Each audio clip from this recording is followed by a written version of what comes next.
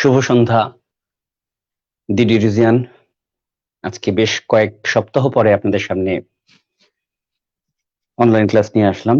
আজকের আমাদের পাঠ কাজী নজরুল ইসলামের বিদ্রোহী কবিতা। আপনাদের অনেকের রিকোয়েস্ট ছিল বিদ্রোহী কবিতার। আমি ব্যক্তিগত ব্যস্ততার কারণে থাকতে পারিনি, ক্লাসগুলো নেওয়া হয়নি। ভবিষ্যতেও হয়তো পারবো কিনা জানি না, এটা নিয়ে আমি ক্লাসের শেষে কথা বলবো। আমরা বিদ্রোহ নিয়ে কথা বলবো, তবে তার আগে আমাদের কবি সম্পর্কে একটু আলোকপাত করা দরকার আছে।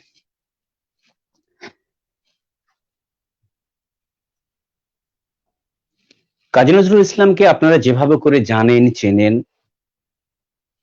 বাস্তবে এই জানার মধ্যে কিছু অসঙ্গতি আছে, কিছু ভুল ইনফরমেশন আছে। এই ভুল তথ্য, ভুল ইনফরমেশন গুলো, আমাদের এই সন্দেহগুলো দূর করা দরকার, সেটা নিয়ে আমরা আলোচনা করব। এছাড়া নজরুলের একটা পূর্ণাঙ্গ জীবনী, নজরুলকে ঘিরে যত মিথ আমরা জানি, সবকিছুকে আমরা দূর করার চেষ্টা করব।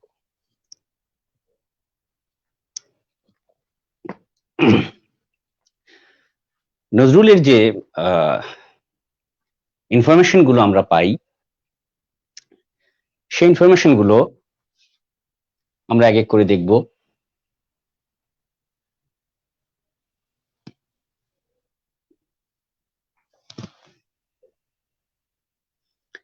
তার নাম কাজী নজরুল ইসলাম, ডাকনাম দুখু মিয়া। তিনি বিদ্রোহী কবি। তার জন্ম তারিখ এখানে বাংলা এবং ইংরেজি দুটোই দেয়া আছে। আপনি যদি স্ক্রিনে তাকান সেখানে দেখতে পাবেন তার জন্মস্থানও দেয়া আছে। তার পিতার নাম, তার মাতার নাম, তার শিক্ষা সেটাও দেয়া আছে। আপনাদের বইয়ে যতটুকু দেয়া আছে তার বাহিরেও কিছু তথ্য এখানে বলা আছে। তিনি কোন কোন স্কুলে পড়েছেন: রানীগঞ্জের শিয়ারশুল স্কুল, মাতরুন স্কুল যেটা পরবর্তীতে নবীনচন্দ্র ইনস্টিটিউশন নামে পরিচিত লাভ করে, ময়মনসিংহের ত্রিশালের দরিরামপুর স্কুল, বিভিন্ন জায়গা থেকে তিনি পড়াশোনা করেছেন। তার প্রকৃতি, অর্থাৎ কবি হিসেবে তার প্রকৃতি কিরকম, তার যে সাহিত্যিক মানসিকতা, সেটিও এখানে বলা আছে যে তিনি সত্য প্রকাশে দুরন্ত, অন্যায় ও শোষণের বিরুদ্ধে সোচ্চার ও প্রতিবাদী, আর একই সাথে কোমল দরদি মন নিয়ে তিনি ব্যথিত বঞ্চিত মানুষের পাশেও থেকেছেন। তার পেশা এবং কর্মজীবন এটি বড়ই বিচিত্র।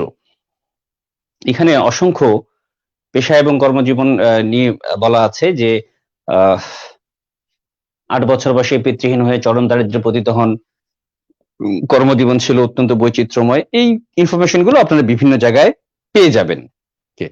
এবং তার যে সাহিত্য সাধনা, তার কাব্য, কতগুলো কাব্য আছে, উপন্যাস, গল্প, প্রবন্ধ, সঙ্গীত এবং অনুবাদ, আপনারা স্ক্রিনে সেই লিস্ট গুলো দেখতে পাচ্ছেন। তবে কাজী নজরুল ইসলামের মূল পরিচয় তিনি কবি এবং গীতিকার, গায়ক, সুরকার। তার কৃতিত্ব কোথায়?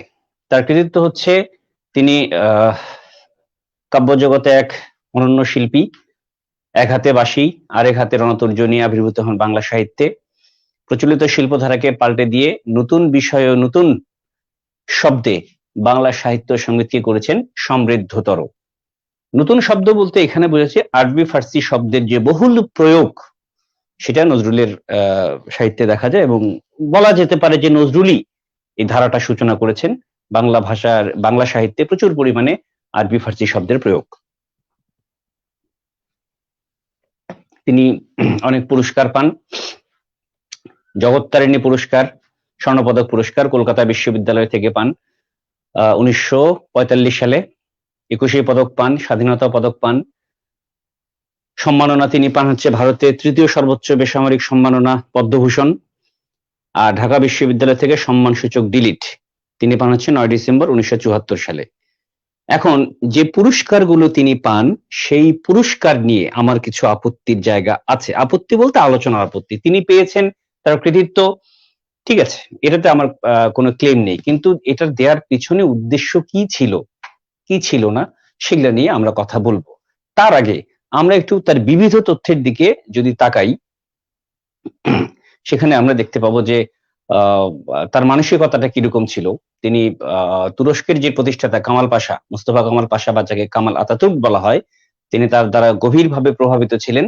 এজন্যই তার সাহিত্যিক মানসিকতার মধ্যে বিদ্রোহী মানসিকতাটা সেঁটে যায়।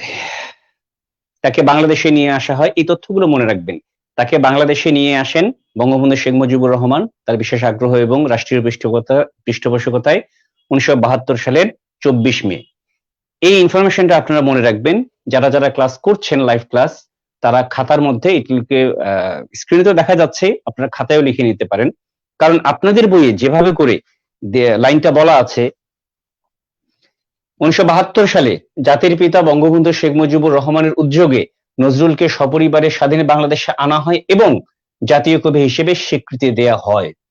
লাইনটা এমন ভাবে ইনক্লুড করে দেয়া আছে যেন মনে হয় যে 72 সালে যখন তাকে বাংলাদেশে নিয়ে আসা হয়, তারপরে তাকে নাগরিকত্ব দেয়া হয় এবং জাতীয় কবির ঘোষণা দেয়া হয়। এইভাবে করেই আমাদের পাঠ্যপুস্তকে ক্লাস 5-6 থেকে শুরু করে আপনাদের ইন্টারমিডিয়েট পর্যন্ত এভাবে করেই বলা আছে। কিন্তু এখানে শুভঙ্করের ফাঁকি আছে, সূক্ষ্ম একটা চাল আছে, সেটা আমি আপনাদেরকে ডেট ওয়াইজ বলে দিচ্ছি।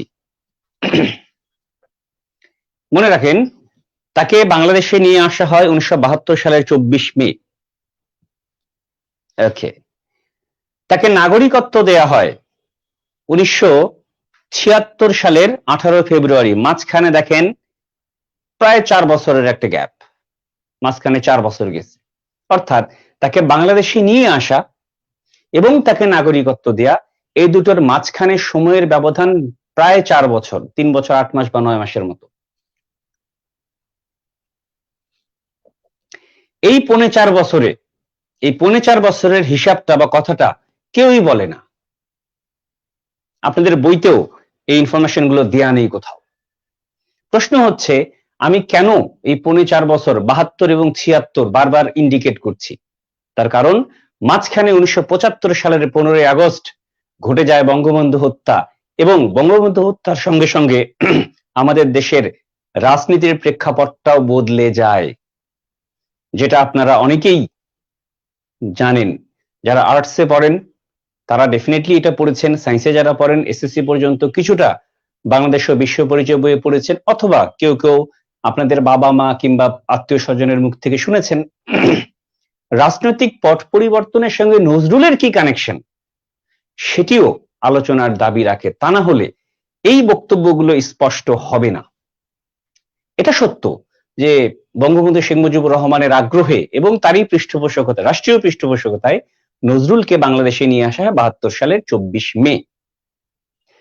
বঙ্গবন্ধু তাকে স্যার বাংলাদেশে এনেছিলেন আমৃত্যু, তার থাকার ব্যবস্থা করে দিয়েছিলেন ধানমন্ডিতে। তাকে একটা কি বলবো যে সরকারের পক্ষ থেকে থাকার একটি বাড়ি দেয়া হয় এবং সরকারিভাবে কিছু ভাতা দেয়া হয়। ভাতা, কিছু টাকা থোক বরাদ্দ দেয়া হয় প্রতি মাসে মাসে।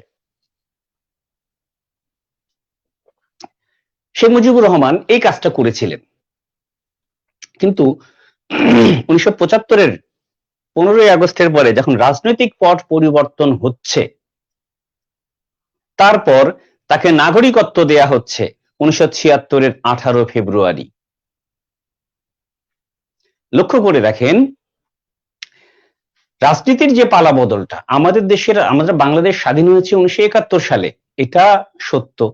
47 সালে ভারত পাকিস্তান ভাগ হয়ে যাচ্ছে, দেশ ভাগ হচ্ছে, এটা সত্য। 1905 সালে বঙ্গভঙ্গ হচ্ছে, এটা সত্য। এগুলো রাজনৈতিক ভাবে সত্য, দৃশ্যমান সত্য, কিন্তু অদৃশ্য কিছু সত্য আছে। বঙ্গভঙ্গ ব্রিটিশরা যে কারণে করেছিল, আমরা তার কারণটাকে উল্টো ভাবে দিয়েছি, এবং এটাই আমরা বিলিভ করি। বাংলা এত বড় প্রদেশ ছিল যে সমগ্র ভারতের শাসনকর্তা হিসেবে একজন লর্ড ছিলেন, যাকে আমরা বলি বড় লাট, আর শুধু বাংলাকে শাসন করার জন্য আরেকজন লাট নিয়োগ দেয়া হয়, যাকে বলে ছোট লাট, junior Lord, the second Lord বা ভাইস লর্ড। তো এত বড় একটা প্রদেশ ছিল, সেই সময় যোগাযোগ ব্যবস্থা খুব একটা উন্নত ছিল না, কোথাও কোনো ঘটনা ঘটলে বা যেতে গেলে প্রশাসনিক কাজের সমস্যা তৈরি হচ্ছিল।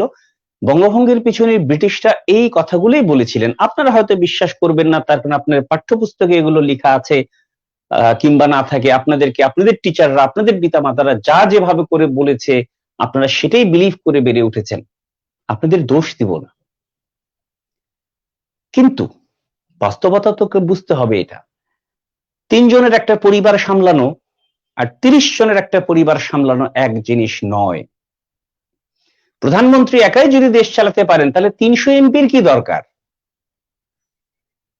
দরকার নেই 300 এমপি। প্রধানমন্ত্রী একাই, সমস্ত দেশের একজনই এমপি, তিনিই প্রধানমন্ত্রী, তিনিই অর্থমন্ত্রী, তিনি 50টা 57টা মন্ত্রণালয়ের দরকার নাই তো, তিনি একাই সরকার চালান। সম্ভব না। খুব কমন সেন্স থেকে আপনাকে চিন্তা করতে হবে যে আপনার কাজের পরিধি যত বাড়বে, এলাকা যত বিস্তৃত হবে, আপনার পক্ষে শাসন করাটা কঠিন হয়ে যাবে। এটাই সত্য।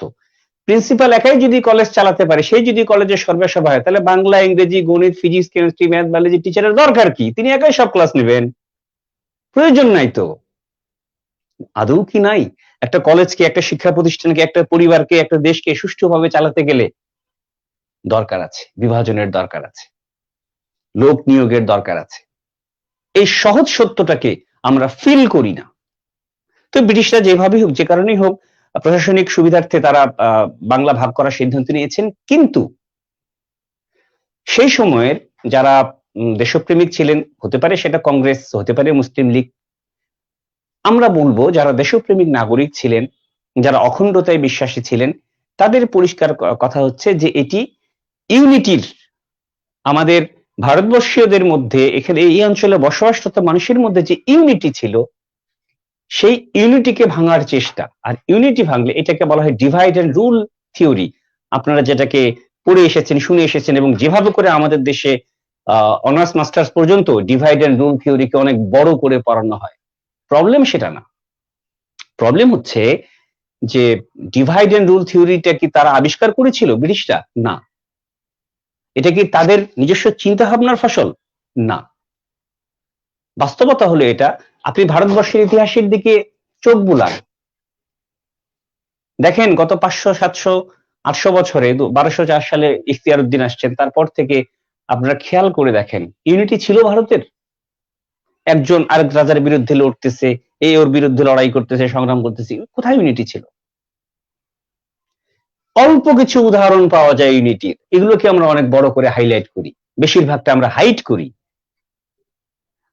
এক্সেপশনাল গুলোকে হাইলাইট করি আর মাস এক্সাম্পল গুলোকে আমরা হাইড করি।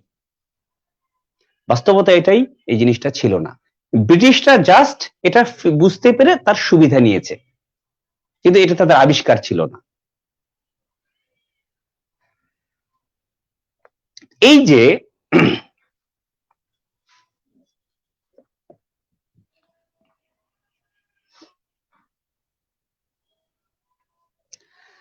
সিরাজুল ইসলামের প্রশ্ন, হ্যাঁ সবই উত্তর পাবেন, একটু অপেক্ষা করুন না, আপনাদেরকে জানতে হবে। তো যাই হোক, আমাদের দেশে এভাবে করে একটা আমরা নিজেরা ভেবে নিলাম যে আমাদেরকে এভাবে করে করা হচ্ছে। তো এটার কিছু 1905 সালের দিকে এসে, আসলে 1953 সালে এই বিষয়গুলো খেয়াল করেছিল যে বাংলা অনেক বড় প্রদেশ, সেটাকে শাসন করতে গেলে বিভিন্ন অঞ্চলে ভাগ করতে হবে। এটা 1853 সালের পরিকল্পনা, 1853, এবং 1903 সালে ওইটা নিয়ে আলোচনা হয় এবং 1905 সালে সেটা বাস্তবায়ন করা হয়। তো যাই হোক, এটার ভিন্ন ইফেক্ট আমরা বের করেছি এবং দেখা গেল যে এতে এক পক্ষ খুশি, যারা মুসলিম তারা খুশি, কারণ প্রশাসনিক বিভাজন হলে ঢাকা আঞ্চলিক রাষ্ট্র, আঞ্চলিক কি বলবো, একটা প্রদেশ হিসেবে কিংবা হচ্ছে একটা বড় শহর হিসেবে তার ডেভেলপমেন্ট হবে। ফলে এই এই অঞ্চলে যেহেতু সংখ্যাগরিষ্ঠ হচ্ছে মুসলিম, তারা সমস্ত কিছুতে এগিয়ে যাবে, তারা খুশি হয়েছিল। কিন্তু কংগ্রেসপন্থী বা যারা দেশপ্রেমিক পন্থী, তারা এটাতে খুশি হতে পারে নাই। তার কারণ তাদের কাছে এটা মনে হয়েছিল যে আমাদের একই অঞ্চলে হোক আমি হিন্দু, হোক আমি মুসলিম, কিন্তু যেহেতু আমরা একই এই পরাধীন দেশে বসবাস করি, আমাদের মধ্যে ইউনিটি যদি না থাকে তাহলে কি হবে? তাহলে ব্রিটিশরা তার সুযোগ, এবং তাই হয়েছিল, এবং দীর্ঘদিন তারা শাসন করবে। আমাদের হচ্ছে সম্মিলিত ইউনিটি, ইউনাইটেড থেকে, এক হয়ে থেকে ব্রিটিশদের বিরুদ্ধে সংগ্রাম করা, এটা আমাদের করতে হবে। এটি তখনকার কংগ্রেস কিংবা অন্যান্য দেশপ্রেমিক নেতাদের, দেশবন্ধু চিত্তরঞ্জনের কথা বলি, তাদের এই বিষয়টা ছিল। তো যাই হোক, মুসলিমরা যখন দেখলো যে তারা দীর্ঘ বছর হিন্দুদের তুলনায় পিছিয়ে ছিল, তারা এই সুবিধাটাকে হারাতে চাইলেন না। তার এরপর তো অনেক ঘটনার ভিতর দিয়ে 1911 সালে বঙ্গভঙ্গ রদ হয়ে গেল। এতে মুসলিমরা দায়ী করলো হিন্দুদেরকে যে তারা ব্রিটিশদের সঙ্গে চক্রান্ত করে তাদের এত গত 5 বছরে যে সুযোগ সুবিধা তারা পেয়ে এসেছিল, কিংবা গত 100-150 বছরে তারা যে অবহেলিত পিছিয়ে ছিল, তাদের এগিয়ে যাওয়ার সুযোগটাকে রোধ করে দেওয়ার চেষ্টা করছে বা চিন্তা করেছে কংগ্রেসরা। সো দেখা গেল যে এতে কংগ্রেস এবং মুসলিম লীগের পরস্পরের প্রতি এক ধরনের বিরূপ মনোভাব তৈরি হলো। ইতিহাস এই বিষয়গুলো আরো অনেক জটিল, কিন্তু মোটা দাগে আমি এটা বলতে চাই যে বিভেদ আগে থেকেই ছিল, কিন্তু সেটা ছিল খুব সূক্ষ্ম মাত্রার। 1905-এর বঙ্গভঙ্গ, 1911 সালে বঙ্গভঙ্গ রদকে কেন্দ্র করে এটা বিশাল আকার এবং প্রকাশ্য আকার ধারণ করলো, যার ফলশ্রুতিতে আমরা 47 সালে দেশভাগ পাচ্ছি। 46 সালে দাঙ্গা হচ্ছে, 46-এর যে কলকাতায় দাঙ্গা হয়, সাম্প্রদায়িক দাঙ্গা, এবং যার প্রভাব নোয়াখালীতেও পড়েছিল। এবং 47 সালে দেশভাগ হওয়ার পরে 60-এর দশকে, 60-65-র দিকে এই অঞ্চলেও দাঙ্গা হয়েছিল, সাম্প্রদায়িক দাঙ্গা। তো এগুলোর কারণ কি? এগুলোর শিকড় হচ্ছে সেই 1905 এবং 1911 বঙ্গভঙ্গ এবং বঙ্গভঙ্গ রদ। এই জিনিসটাকে আমাদের বিশেষ করে মাথায় রাখতে হবে। তাহলে কে কোন পন্থী, এগুলো একটা ফ্যাক্ট। 1975 সালের 15ই আগস্টে বঙ্গবন্ধুকে যারা হত্যা করলো তারা কারা, তারা কোন পন্থী?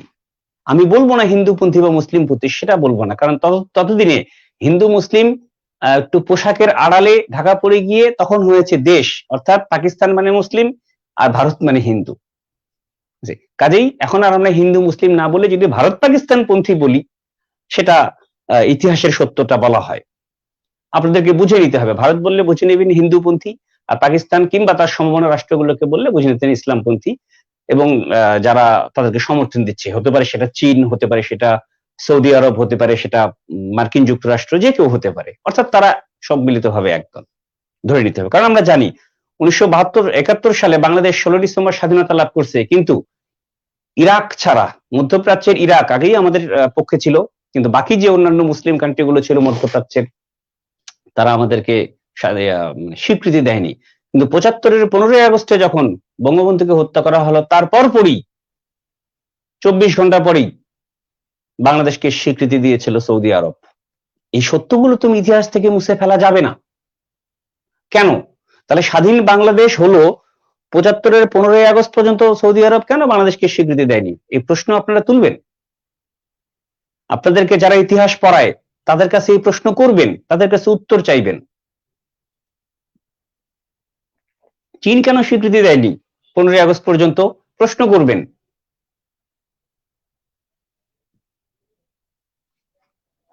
আচ্ছা, তাহলে ফ্যাক্ট হচ্ছে যারা 75-এর 15ই আগস্টের হত্যাকাণ্ড ঘটালো তারা কোন পন্থী আমরা সকলেই সেটা জানি। এবং খন্দকার মোস্তাক 15ই আগস্টের পরপরই রেডিওতে গিয়ে সেটা তিনি স্বেচ্ছায় গিয়ে দেন, আর তাকে অস্ত্রের মুখে দিতে বাধ্য করা হোক, তিনি ঘোষণা দিলেন যে আজ থেকে বাংলাদেশের নাম হবে ইসলামী প্রজাতন্ত্র অব বাংলাদেশ। এই ঘোষণাগুলো থেকেও কিন্তু বোঝা যায় যে আসলে মানসিকতাটা কোন দিকে এগোচ্ছে। তখন এই অঞ্চলের হিন্দু মুসলিম রেশিওটা ছিল 60-40-র মতো, মুসলিমরা 60% আর নন মুসলিম হিন্দু বা অন্যান্য যারা ছিল তারা ছিল 40%। খুব একটা ডিফারেন্স ছিল না। এখন যেরকম বাংলাদেশে 91 বা 92% মুসলিম আর 8% হিন্দু, বৌদ্ধ, খ্রিস্টান এবং বিভিন্ন পাহাড়ি উপজাতি গোষ্ঠীগুলো, ডিফারেন্সটা কত বড়? কোথায় 8%, কোথায় 92%। অন দ্যাট টাইম 47 সালের দেশভাগের পরে কিংবা তারপর পরও এর রেশিওটা ছিল 60-40-র মতো। তো যাই হোক, এই যে মানসিকতাগুলো ছিল, আপনাদেরকে এই জিনিসগুলোকে বুঝতে হবে যে সবকিছুকে, যেহেতু ইসলামী প্রজাতন্ত্রীয় বাংলাদেশ ঘোষণার মধ্য দিয়ে আমরা বুঝতে পারি যে বঙ্গবন্ধু হত্যার পিছনে উদ্দেশ্য কি ছিল, রাষ্ট্রটাকে তারা কোন পন্থীতে, কোন পন্থায় নিয়ে যেতে চায়। 75-এ বঙ্গবন্ধু 15ই আগস্টের হত্যার পরে সৌদি আরবের স্বীকৃতি দানি বা কি ইঙ্গিত দিচ্ছে, এ থেকে আমরা এটা পরিষ্কার বুঝতে পারি। দ্যাট মিনস এদেশের সংখ্যাগরিষ্ঠ নাগরিক 60% নাগরিক মুসলিম হওয়ার কারণে তাদের চিন্তাটা ছিল যে এই দেশের এভরিথিং ওই নির্দিষ্ট ওয়েতে যাবে, অর্থাৎ মুসলিম মানসিকতার ভিত্তিতে পরিচালিত হবে। এটাই ছিল ফ্যাক্ট। তখন নজরুল তো 1942 সালে 10 আগস্ট থেকে নির্বাক, তিনি বাক হারায়, তিনি বেঁচে আছেন শারীরিকভাবে, কথা বলতে পারেন না, তার চিন্তা নাই, একটা জীবন্ত লাশের মতো। নজরুল অত্যন্ত জনপ্রিয়। তখন তারা, ওই সময়ের শাসকরা খুব কৌশলে তাদের অনুচরদের খাটিয়ে, কারণ কবি সাহিত্যিকদের মধ্যেও ওই পন্থী লোক ছিল, আমি স্পষ্ট নাম বলে দিচ্ছি দুই একজনের, বাকিরা আপনারা খুঁজে নিন। গোলাম মোস্তফা, কবি গোলাম মোস্তফা, একদম পরিষ্কার। আরো বাকি নামগুলো আপনারা খুঁজে নিন। তো গোলাম মোস্তফা এরকমও ঘোষণা দিয়েছিলেন যে নজরুলের সাহিত্য থেকে হিন্দুয়ানি শব্দকে বাতিল করে দেয়া হোক, সেই শব্দগুলোর পরিবর্তে ইসলামী শব্দ ঢোকানো হোক, আরবি ফার্সি শব্দ ঢোকানো হোক, এরকমও প্রস্তাব এসেছিল। নিশ্চয়ই বুঝতে পারতেছেন যে মানসিকতাটা কোন দিকে যাচ্ছে। নজরুলকে তারা এখানে প্রয়োগ করতে লাগলেন এবং তারাই 1976 সালের 18 ফেব্রুয়ারি নজরুলকে নাগরিকত্ব প্রদান করলেন, বাংলাদেশের সম্মানসূচক নাগরিকত্ব। এটাই সত্য। বঙ্গবন্ধু নাগরিকত্ব দেন নাই, তার সে উদ্দেশ্যও ছিল না। এখন প্রশ্ন হচ্ছে, তাকে আমরা জাতীয় কবি বলি, হ্যাঁ প্রচলিত। আমাদের দুর্ভাগ্যজনক বিষয় হচ্ছে আমাদের পাঠ্যপুস্তকগুলোতেও এই আপনাদের ইন্টারমিডিয়েটের বিদ্রোহী কবিতার একদম কবি পরিচিতির প্রথম লাইনের শেষের দিকে তাকান, সেখানে লেখা আছে তিনি বাংলাদেশের জাতীয় কবি। আমি বুঝি না যারা পাঠ্যপুস্তকগুলো রচনা করছেন, যারা এই পাঠ পরিচিতি, কবি পরিচিতি গুলো রচনা করছেন, তারা অনেক বড় বড় মাপের, সামনে নাম দেখেন না, এক একজন প্রফেসর, ডক্টর অমুক তমুক ইত্যাদি ইত্যাদি, অনেক নাম আছে। আচ্ছা, এই বইটাতে নেই, ওই বইটা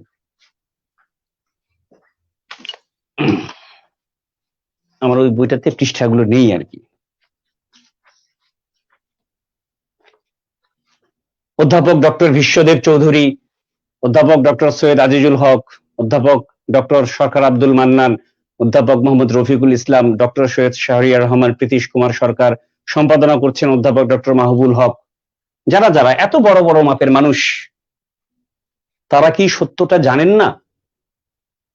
নজরুল রাষ্ট্রীয়ভাবে বাংলাদেশের জাতীয় কবি ঘোষিত নন, অর্থাৎ 1971 সালে স্বাধীন হওয়ার পর থেকে আজকে 2021 সাল, গত 50 বছরে স্বাধীন বাংলাদেশের কোন সরকার রাষ্ট্রীয়ভাবে নজরুলকে জাতীয় কবি হিসেবে স্বীকৃতি দিয়ে কোন প্রজ্ঞাপন জারি করেনি।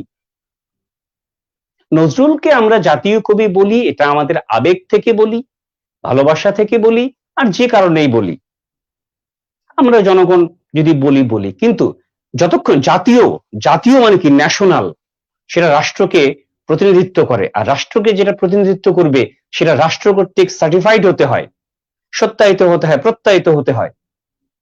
রাষ্ট্র তো গত 50 বছরে নজরুলকে জাতীয় কবি ঘোষণা করেনি। অথচ দেখেন আমাদের পাঠ্যপুস্তকগুলোতে এই ভুল তথ্যটা, মিথ্যা তথ্যটা দেয়া আছে, এবং আমরা ব্যাপকভাবে সেটা বলিও বটে। উচিত না, যা সত্য তা বলতে হবে। যাই হোক, আপনারা জানলেন যে নজরুলকে আমরা জাতীয় কবি বলি, কিন্তু তিনি সরকারিভাবে, রাষ্ট্রীয়ভাবে বাংলাদেশ সরকার কর্তৃক, কোন সরকার, গত 50 বছরে কোন সরকার কর্তৃক রাষ্ট্রীয়ভাবে ঘোষিত নন। তবে হ্যাঁ, বাংলাদেশ সরকার ইদানিং চিন্তা করছে তাকে রাষ্ট্রীয় কবি হিসেবে স্বীকৃতি দিয়ে প্রজ্ঞাপন জারি করার, এবং সেটা কেন করছে এটার ইতিহাসটাও বেশ ইন্টারেস্টিং। তার কারণ আমি খুব 1 মিনিটে বলে দিচ্ছি যে এটার সূত্রটা কোথায়। ময়মনসিংহের ত্রিশালে জাতীয় কবি কাজী নজরুল ইসলাম বিশ্ববিদ্যালয় আছে। যখন এটি পাশ করা হয়, এই বিশ্ববিদ্যালয়টার অধ্যাদেশ প্রতিষ্ঠা হবে, এটা পাশ করা হয়, তখন এই নামেই প্রতিষ্ঠা করা হয়েছিল, জাতীয় কবি কাজী নজরুল ইসলাম বিশ্ববিদ্যালয়। তখন পর্যন্ত এটা কেউই ভাবে নাই যে নজরুল যে জাতীয় কবি নন, কারণ সবাই জানতো, যেটা জানা জিনিস সেটাকে জানতো না, অথবা কেউ জানলেও সেটাকে ঠিকঠাক মতো খেয়াল করেনি। তো পরবর্তীতে যখন বিশ্ববিদ্যালয়ের অধ্যাদেশ পাশ হয়ে, প্রতিষ্ঠার ঘোষণা পাশ হয়ে গেল, তখন এই আলোচনাটা আসলো যে আসলে নজরুল জাতীয় কবি কিনা। যাচাই বাছাই শুরু হলো, দেখা গেল যে এরকম কোনো ঘোষণাপত্র নেই। যেহেতু বিশ্ববিদ্যালয় প্রতিষ্ঠা হয়ে গেছে, তারপরে জিনিসটা আসলো যে ঠিক আছে, তাহলে বিশ্ববিদ্যালয়ের নাম চেঞ্জ করতে হবে, মানে কাজী নজরুল ইসলাম বিশ্ববিদ্যালয় হবে, কিন্তু জাতীয় কবিটা বাদ দিতে হবে। এটাতে আবার এদেশের ধর্মপ্রাণ মানুষের মধ্যে একটু আঘাত লেগেছে। যাই হোক, জনগণের ইচ্ছার প্রতি সম্মান রেখে শেষ পর্যন্ত বাংলাদেশ সরকার এই চিন্তাটা করেছে যে থাক, আমরাই বরং সংশোধন করিনি। যে এটা হচ্ছে একদম ভেতরের কথা। আমরা যারা বিশ্ববিদ্যালয় থেকে পড়েছি, বিশ্ববিদ্যালয়ের শিক্ষকদের সঙ্গে আমাদের জানাশোনা আছে, এবং যারা এই সরকারের সঙ্গে কাজ করছেন, শিক্ষা কি বলে এনসিটিবি, বিভিন্ন জায়গা থেকে যারা উপর মহলে আছেন, যাদের সঙ্গে আমাদের হাই হ্যালো সম্পর্ক আছে, কোনো না কোনো ভাবে আমরা এই ভিতরের তথ্যগুলো জানি। আজকে আমি আপনাদেরকে সেটা ওপেনলি বললাম, বাকিরা হয়তো জানে না। তো যাই হোক, এটাই হচ্ছে ফ্যাক্ট। আজকের পর থেকে যতদিন না পর্যন্ত রাষ্ট্র ঘোষণা দেবে না জাতীয় কবি কে, ততক্ষণ পর্যন্ত আমরা সেটা বলবো না। আমরা বলবো হ্যাঁ, এটা জনশ্রুতি, দ্যাটস অল। তবে ব্যক্তিগতভাবে আমি মনে করি জাতীয় হতে গেলে আমাদের নিজস্ব হতে হয়। ভাই, নজরুলের জন্ম তো এই দেশে না, প্রথম কথা এটা। নজরুল 1942 সালের 10ই অক্টোবর পিক্স ডিজিজ, তিনি যে রোগে আক্রান্ত হন সেটার নাম হচ্ছে পিক্স ডিজিজ। পরবর্তীতে রোগের নামটা পাওয়া গেছে আর কি, বিজ্ঞানীরা বলেছেন, চিকিৎসকরা বলেছেন ওই যে রোগটার নাম পিক্স ডিজিজ। ওই সময় সেটা ধরা পড়েনি। তো যাই হোক, তো স্বাধীন 42 সাল, তার মানে কি যে নজরুল যা কিছু রচনা করেছেন সেটা হচ্ছে ব্রিটিশদের আমলে করেছেন। 47 সালে দেশভাগ, আর তারও 5 বছর আগে তিনি বাকরুদ্ধ হন, তিনি তার সৃজনশীল ক্ষমতা হারিয়ে ফেলেন। তার মানে নজরুলের যা কিছু রচনা, এভরিথিং ব্রিটিশদের বিরুদ্ধে।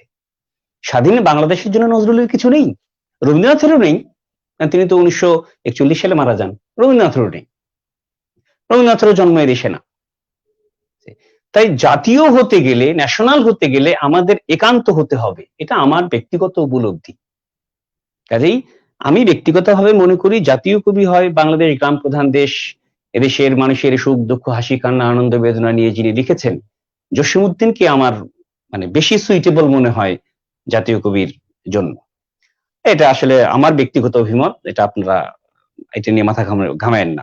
তো যাই হোক, তো নজরুল প্রমিলার বিয়ে হয় হচ্ছে 25 এপ্রিল 1924 সালে। নজরুলের প্রমিলার পুরো নাম হচ্ছে আশালতা সেনগুপ্ত ওরফে দোলনা ওরফে দুলি। তার ডাক নাম ছিল দোলনা বা দুলি, আর ভালো নাম ছিল আশালতা সেনগুপ্ত। রবীন্দ্রনাথের সাথে নজরুলের প্রথম দেখা হয় 1921 সালের অক্টোবরে, তার আগে দেখা হয়নি। 1921 অক্টোবরে কোথায়? শান্তিনিকেতনে। এবং এই দুজনের মাঝখানে দেখা করে দিয়েছেন যে ব্যক্তি, তিনি হলেন আমাদের সবারই পরিচিত বহুভাষাবিদ পণ্ডিত ডক্টর মোহাম্মদ শহীদুল্লাহ। নজরুল এবং রবীন্দ্রনাথকে নিয়ে অনেক বিতর্ক আছে, রবীন্দ্রনাথকে নিয়ে এককভাবে রবীন্দ্রনাথকে নিয়ে অনেক বিতর্ক আছে। যেহেতু আজকে আমরা বিদ্রোহী পড়ছি নজরুলের, কাজেই রবীন্দ্রনাথকে এখানে আমরা খুব বেশি টানবো না। যদি কোনোদিনও আমরা রবীন্দ্রনাথের কোনো কবিতা গল্প পড়াই, সেদিন শুধু রবীন্দ্রনাথকে নিয়ে কথা আলোচনা করব। আজকে নজরুলকে নিয়ে বলি, নজরুলের সঙ্গে যেখানে যেখানে কানেক্টেড শুধু সেই কথাগুলোই বলবো। প্রথম কথা হচ্ছে, রবীন্দ্রনাথ বুদ্ধি করে তার আত্মীয়ের সাথে নজরুলের বিয়ে দেন। এটা একটা ভুল কথা। কেন ভুল কথা বলি? প্রমীলা কে ছিলেন?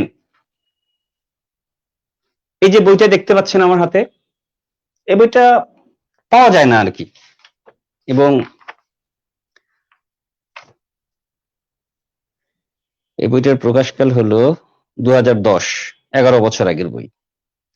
আচ্ছা, 11 বছর আগের বই, আর খুব বেশি পরিচিত নয়। প্রমীলা নজরুল, তার এভরিথিং, ছোট্ট একটি বই, কিন্তু তার এভরিথিং এখানে বলে দেয়া আছে। রবীন্দ্রনাথের এভরিথিং, জন্ম পরিচয় বেড়ে ওঠা কলকাতা, রবীন্দ্রনাথের শ্বশুর বাড়ি খুলনা, কিন্তু প্রমীলার বাপদাদা 14 গোষ্ঠীর বাড়ি হচ্ছে কুমিল্লা। দুজনের মধ্যে কোনো, একজন ঠাকুর পরিবার, একজন সেনগুপ্ত পরিবার। সো এরা কোনোভাবে কেউ কারো আত্মীয় ছিলেন না। অথচ আমাদের, আমি এখানে যারা যারা লাইভ ক্লাস করছেন তারা হয়তো সবাই সবকিছু জানেন না, কিন্তু যতগুলো কথা এখানে বলা হবে, কেউ না কেউ কারো না কারো কাছ থেকে এই কথাগুলো শুনেছেন, তাহলে বুঝতে পারবেন কেন আমি এগুলো আলোচনা করছি। কাজেই এই বিভ্রান্তিটা আপনারা দূর করেন যে না, প্রমীলার সঙ্গে রবীন্দ্রনাথের কোনো আত্মীয়তার সম্পর্ক ছিল না, কখনোই ছিল না, নেভার। নজরুলের লেখা চুরি করে রবীন্দ্রনাথ নোবেল পুরস্কার পান, খুবই বহুল চর্চিত একটি কি বলবো গুজব আমাদের দেশের মানুষ 100% বিশ্বাস করে। এটি যে ঠিক নয় সেটা আমি একটু ব্যাখ্যা করে দিচ্ছি।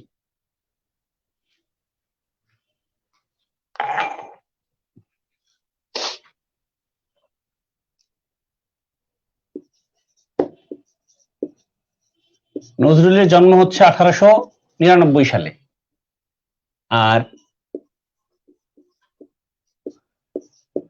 রবীন্দ্রনাথ নোবেল পাচ্ছেন কত? 1913 সালে। ডিফারেন্স হচ্ছে 14 বছর। প্রশ্ন হচ্ছে এই 14 বছর বয়সে নজরুল কি করতেন? ক্লাস 10-এ পড়তেন, না 9-এ পড়তেন, না 7-এ পড়তেন, রুটির দোকানে কাজ করতেন, না কি করতেন? আমরা সবকিছু জানি, তার ইতিহাসটা আমরা জানি। 14 বছর বয়সে নজরুল লেটো মানে তার আগ পর্যন্ত লেটোর দলে গান করেছেন, কতগুলো লেটো সঙ্গীত রচনা করেছেন অভিনয়ের জন্য, গান গাওয়ার জন্য, দ্যাটস অল। সেগুলো কোয়ালিটিফুল নয়। নজরুলের প্রথম কাব্যগ্রন্থ বের হচ্ছে অগ্নিবীণা 1922 সালে।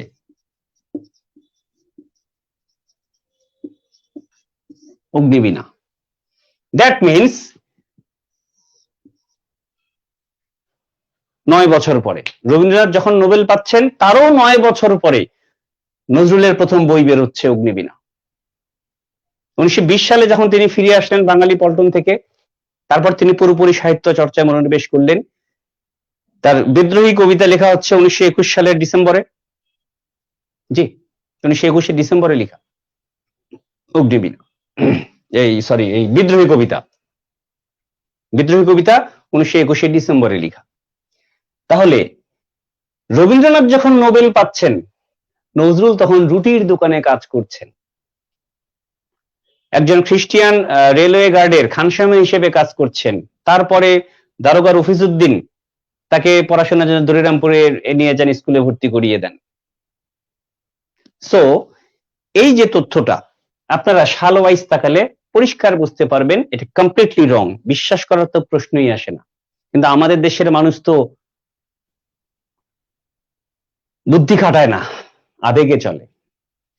থার্ড যে ব্যাপারটা আছে এখানে, যে রবীন্দ্রনাথ নজরুলকে বিষ জাতীয় কিছু একটা খাইয়ে পাগল করেছেন। পাগল বলতে আর কি, তাকে মানুষ মানে শারীরিকভাবে অসুস্থ করে দেয়া, তার সৃজনশীল ক্ষমতা ঈর্ষান্বিত হয়ে যে নজরুল অনেক বেশি কাজ করতে পারলে রবীন্দ্রনাথকে ছাড়িয়ে যাবেন, এইরকম কতগুলো গুজব ছড়ানো হয়।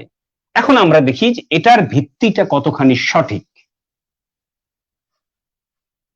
আমরা আগেই বলেছি যে নজরুল অসুস্থ হন 1942 সালে। তারিখ বাদ দিলাম, 10ই অক্টোবর বলে দিলাম, 10ই অক্টোবর তারিখ লিখলাম। আর রবীন্দ্রনাথ মারা যান 1941 সালে, 1 বছর। নজরুল যখন অসুস্থ হচ্ছেন তার 1 বছর আগেই রবীন্দ্রনাথ মারা যান। মৃত একজন ব্যক্তি কিভাবে করে এই কাজ করবে? লাভই বা কি? আর তারও বহুত আগেই তো তিনি নোবেল পুরস্কার পেয়ে গেছেন।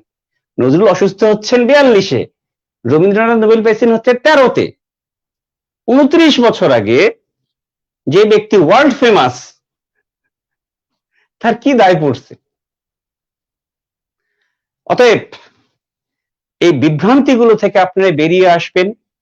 কেউ যদি কখনো আপনাদেরকে এরকম উল্টোপাল্টা বোঝানোর চেষ্টা করে, তাকে হাতে কলমে শিখিয়ে দেবেন কোনটা কেন সঠিক নয়, হাতে কলমে বুঝিয়ে দেবেন। হোয়াটএভার।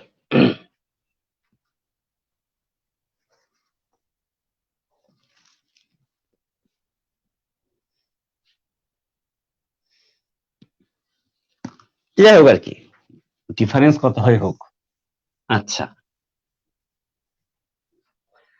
এখন সবচেয়ে গুরুত্বপূর্ণ ব্যাপার যে কে কার প্রতিভাকে হিংসা করতেন। এখানে 4 নাম্বার একটি পয়েন্ট আছে, আমরা দেখতে পাচ্ছি যে রবীন্দ্রনাথ নজরুলের প্রতিভাকে হিংসা করতেন। এটার উত্তরটা আমি অনেক বড় করে লিখেছি, আমি পুরোটা পড়বো না, আমাদের সময় কতখানি আছে না আছে আমি জানি না, সময় কতখানি গেছে এক্স্যাক্টলি।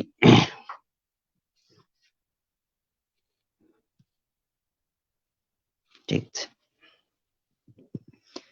তো নজরুল এবং রবীন্দ্রনাথের সম্পর্ক কি ছিল আমি খুব অল্প পরিসরে এখানে মানে লেখার চেষ্টা করেছি। পরস্পরকে বই উৎসর্গ করেন। রবীন্দ্রনাথ তার বসন্ত নামক যে গীতিনাট্য সেটি নজরুলকে উৎসর্গ করেন 1923 সালে। আর নজরুল তার সঞ্চিতা নামক যে কাব্যগ্রন্থটা আছে সেটি রবীন্দ্রনাথকে উৎসর্গ করেন 1925 সালে। নজরুল যখন 1923 সালে জেলখানায় অনশন করছেন, তখন রবীন্দ্রনাথ নজরুলকে উদ্দেশ্য করে টেলিগ্রাম করেন, give up your hunger strike, our literature claims you. আমাদের সাহিত্য তোমাকে চায়, আমাদের সাহিত্য, বাংলা সাহিত্যে তোমাকে প্রয়োজন, তুমি অনশন ভঙ্গ করো। রবীন্দ্রনাথের বার্তা, যদিও জেল কর্তৃপক্ষ নজরুলকে বার্তা দেয়নি, নজরুল এটা পরে জেনেছেন, কিন্তু বাস্তবতা এটাই। রবীন্দ্রনাথ একটি কবিতা লিখেছিলেন আজি হতে শতবর্ষ পরে, এর উত্তরে নজরুলও আজি হতে শতবর্ষ আগে নামক একটি কবিতা লিখেছিলেন প্রতি উত্তরে, এবং এই কবিতায় প্রকাশ পেয়েছে অগ্রজ মানে রবীন্দ্রনাথের প্রতি নজরুলের গভীর শ্রদ্ধা ও ভক্তি। একদম বাস্তব প্রমাণ এগুলো। কাজেই রবীন্দ্রনাথ এবং নজরুলকে জড়িয়ে যারা যারা এই কুৎসিত রটনাগুলো রটায় তাদের থেকে সাবধান, এবং আজকের পর থেকে যারা যারা শুনছেন, লাইভ ক্লাসটা করছেন, আপনাদের সামনে কখনো কেউ এই ধরনের উল্টোপাল্টা কথা বললে একদম তথ্য প্রমাণ ধরে ধরে উচিত জবাব দেবেন। ঠিক আছে, নজরুল সম্পর্কে আরেকটি বইয়ের কথা বলি, যে নজরুলের উপরে অনেক জীবনী আছে, অনেক জীবনী এখনো গবেষণা হয়। নজরুলের উপরে অধ্যাপক গোলাম মুর্শিদ একটি তার জীবনী গ্রন্থ লেখেন বিদ্রোহী রণক্লান্ত নামে। আমার কাছে এটাকে অথেন্টিক বলেই মনে হয়, বইটাকে আপনারা দেখে নিতে পারেন, বিদ্রোহী রণক্লান্ত। এটা পড়লেও আপনারা অনেক তথ্য, যে তথ্যগুলো বললাম, যেভাবে করে বললাম, কি ঘটেছে না ঘটেছে সমস্ত কিছু আপনারা পেয়ে যাবেন। আর প্রবীলা নজরুলের বইটা যদি কখনো কোথাও পান, সংগ্রহ করবেন, পড়বেন, বিষয়গুলো আপনাদের ক্লিয়ার হয়ে যাবে। এই হচ্ছে নজরুলকে নিয়ে আমার আলোচনা করার বিষয়বস্তু। যে কথাগুলো বলা হলো এগুলো আপনাদের জানা দরকার ছিল বলেই আমি মনে করি। তার কারণ বিভ্রান্তি নিয়ে বেশি দিন চলা যায় না। ক্লাস 1 থেকে ইন্টারমিডিয়েট পর্যন্ত বা এসএসসি পর্যন্ত যা শিখে এসেছিলেন, সেখানে কত রকমের অসঙ্গতি, কত রকমের ভুল তথ্য আছে, এগুলোকে দূর করতে হবে। আমরা যখনই বুঝতে, ক্লাস 8 এ ভাবো কাজে আপনারা পড়েছেন, বা অন্য যখনই আমার পথে আপনারা পড়েছেন, ইন্টারমিডিয়েটে আমার পথ কাজী নজরুল ইসলামের লেখা, সেখানে বলেছেন যে শুধু জেদের বসে ভুলটাকে আঁকড়ে ধরে থাকবো, এটা হবে না। যখনই বুঝতে পারবো কোথাও ভুল করেছি, অমনি সেটা স্বীকার করে নেব এবং শুধরানোর চেষ্টা করব, এটাই সঠিক। আমি যা ভুল বলে জানি সেটাকে আমি বাতিল করব, যেটাকে সঠিক বলে জানি সেটাকে আমি মানব, আবেগে গা ভাসাবো না। তো যাই হোক,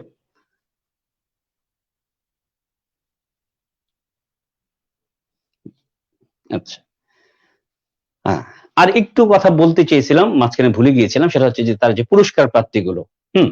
তিনি 21শে পদক পান, স্বাধীনতা পদক পান নজরুল। এখন প্রবলেম হচ্ছে কেন এটাকে নিয়ে আমি কথা বলছি। দেখুন, নজরুল যে 21শে পদক পান, স্বাধীনতা পদক পান, সেগুলো সবই 1975-এর 15ই আগস্টের পর। কেন আমি বঙ্গবন্ধু হত্যাকাণ্ডটাকে বারবার একটা দেয়াল হিসেবে দাঁড় করাচ্ছি? শেখ মুজিব শুধু নজরুলকে বাংলাদেশের রাষ্ট্রীয় মর্যাদায় এনেছেন অতিথি হিসেবে, তার থাকা খাওয়ার ব্যবস্থা করে দিয়েছেন,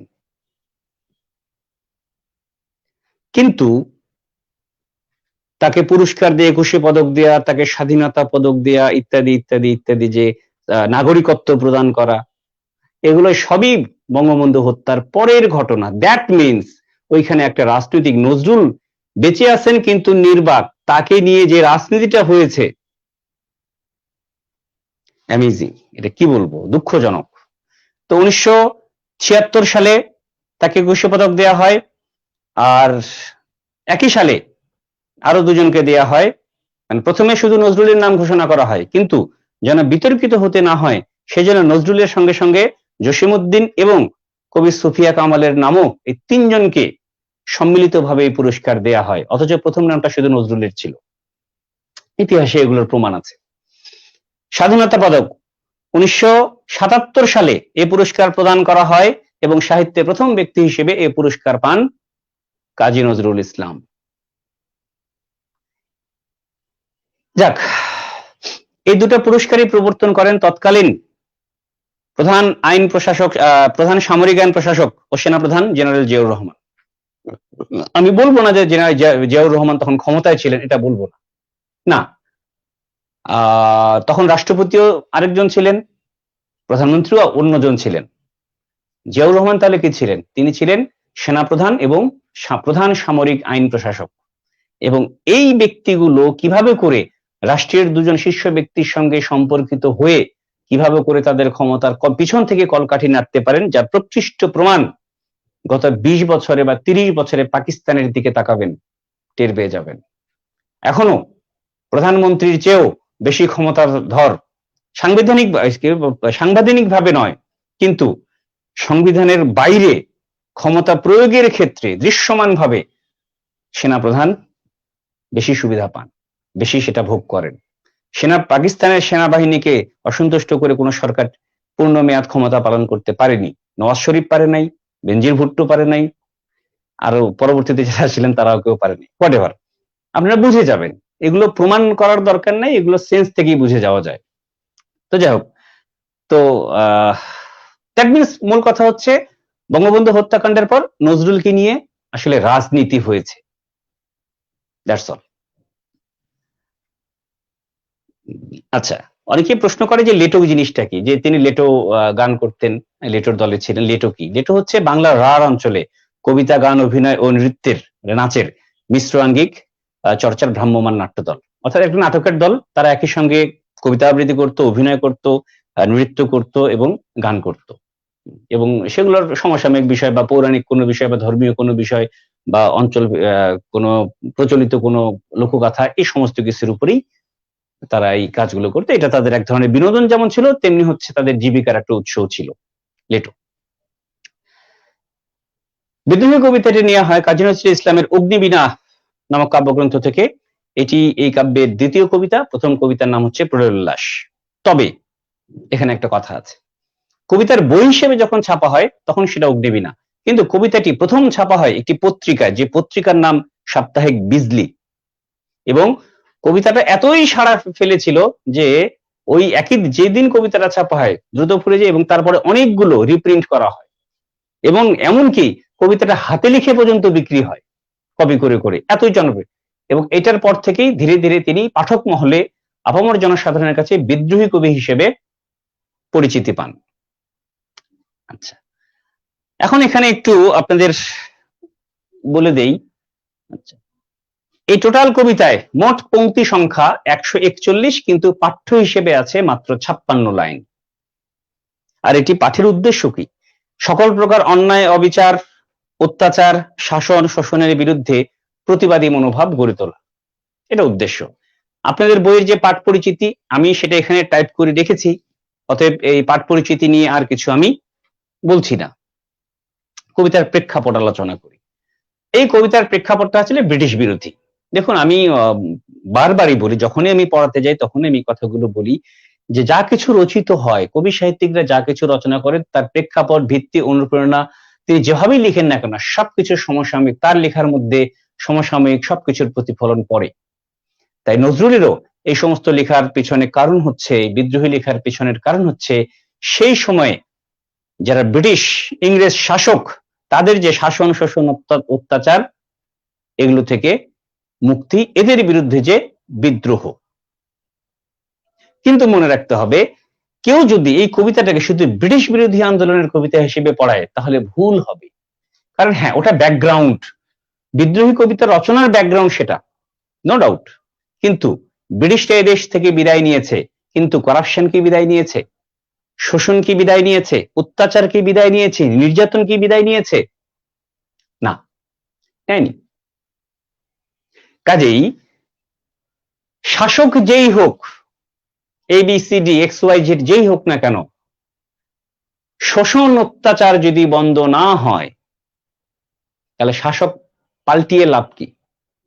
নজরুলের এই কবিতা সরাসরি ব্রিটিশদের বিরুদ্ধে লেখা হলেও আমরা এই কবিতা বর্তমান সময়ের প্রেক্ষাপটে আলোচনা করতে গেলে এটাই ধরে নিব যারা অত্যাচারী শাসক তাদের বিরুদ্ধে কবির এই প্রতিবাদ। এই কারণে এই কবিতাটা তার যে সময়, সে সময়কে ছাপিয়ে চিরকালীন বা শাশ্বত হয়েছে, কারণ পৃথিবীতে এখনো শোষণ বন্ধ হয়নি। কবিতাটার আঙ্গিক আলোচনা, আঙ্গিক বলতে কি বোঝায়, স্ট্রাকচার, কবিতাটাকে, এটা খুব ইন্টারেস্টিং বিষয় এবং আমি আজ পর্যন্ত পাঠ্যপুস্তকে কোথাও দেখিনি। ভার্সিটিতে যারা পড়ান, যে সমস্ত অধ্যাপকেরা পড়ান, তারা কখনো কখনো এটা আমাদের আলোচনা করেছেন, আমি নিজে শুনেছি। কিন্তু কতগুলো ভার্সিটিতে পড়ানো হয় কিংবা ন্যাশনাল ভার্সিটির আন্ডারে যে কলেজগুলো আছে সেখানে পড়ানো হয় আমি জানি না। বিদ্রোহী কবিতার আপনারা ক্লাস 8-এ পড়ে ক্লাস 9-10-এ পড়ে এসেছেন যে জীবন সঙ্গীত, হেমচন্দ্র বন্দ্যোপাধ্যায়ের লেখা যে কবিতাটা আছে, এই কবিতাটা কার অনুপ্রেরণায় লেখা বলেন, কার ভাবানুবাদ?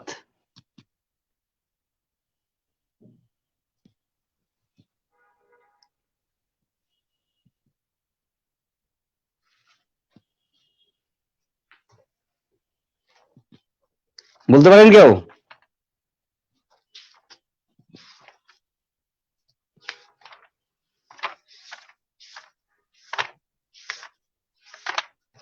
জীবন সঙ্গীত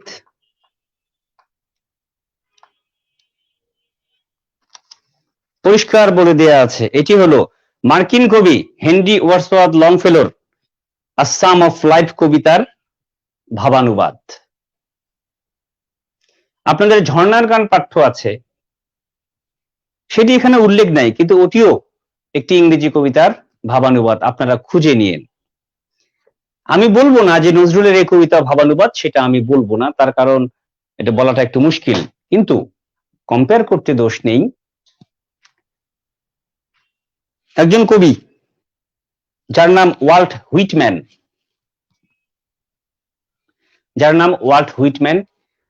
ওয়াল্ট হুইটম্যানের একটি কবিতা আছে,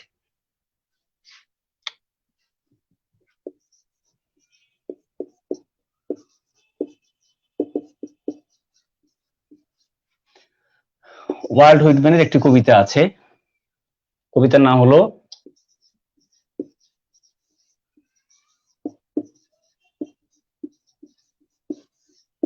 সং অফ মাইসেলফ। এই কবিতাটার যে স্ট্রাকচার আর বিদ্রোহী কবিতার যে স্ট্রাকচার অলমোস্ট সেম। পার্থক্য হচ্ছে নজরুলের কবিতা হচ্ছে 141 লাইন, এটি হচ্ছে একটি হচ্ছে 141 চরণ, আর এটি হচ্ছে 1300 চরণ। অর্থাৎ এই কবিতাটা অনেক বড় আর এই কবিতাটা তুলনামূলকভাবে ছোট, কিন্তু কবিতার ভাব, ভাষা, ছন্দ, বলার ভঙ্গি, এভরিথিং অলমোস্ট সেম। মাইসেলফ মানে আই, এবং ওই কবিতাটার মধ্যে ওয়াল্ট হুইটম্যান বারবার বলেছেন যে আই আই, নজরুল যেমন বলেছেন যে আমি অমুক, আমি তমুক, আমি অমুক, আমি তমুক, এটা তো তাই আছে। এই কবিতাটা রচনা হয় 1855 সালে, আর নজরুলের এটা কত সালে? 1921 সালে। কাজেই কেউ যদি বোকার মতো বলেন যে না নজরুলের কবিতা দেখে হুইটম্যান লিখছে, ভুল, কারণ হুইটম্যান মারা গেছে 1892 সালে। দ্যাট মিনস বিদ্রোহী কবিতা রচনার 30 বছর আগে হুইটম্যান মারা গেছেন, অতএব বিতর্কিত করার কোনো সুযোগ নাই, তাই না? এবার আমরা চলে যাব হচ্ছে আমার ব্যক্তিগত কিছু কথা আছে, সেখানে আমি বলে যাই, সেখানে চলে যাই আমি।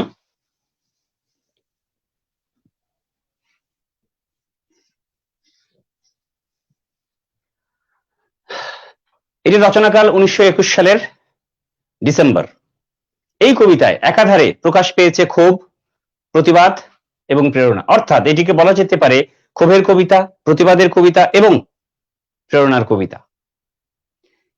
এখানে যে বিদ্রোহী সত্তাটাকে আমরা পাচ্ছি, এটি এককভাবে নজরুলকে মিন করে না। নজরুল এখানে পৃথিবীর A to Z যতজন বিদ্রোহী ছিলেন তাদের সকলের প্রতিনিধি হিসেবে ওই বিদ্রোহের সত্তাকে, আমি বলছি, নিজেকে দাবি করছেন।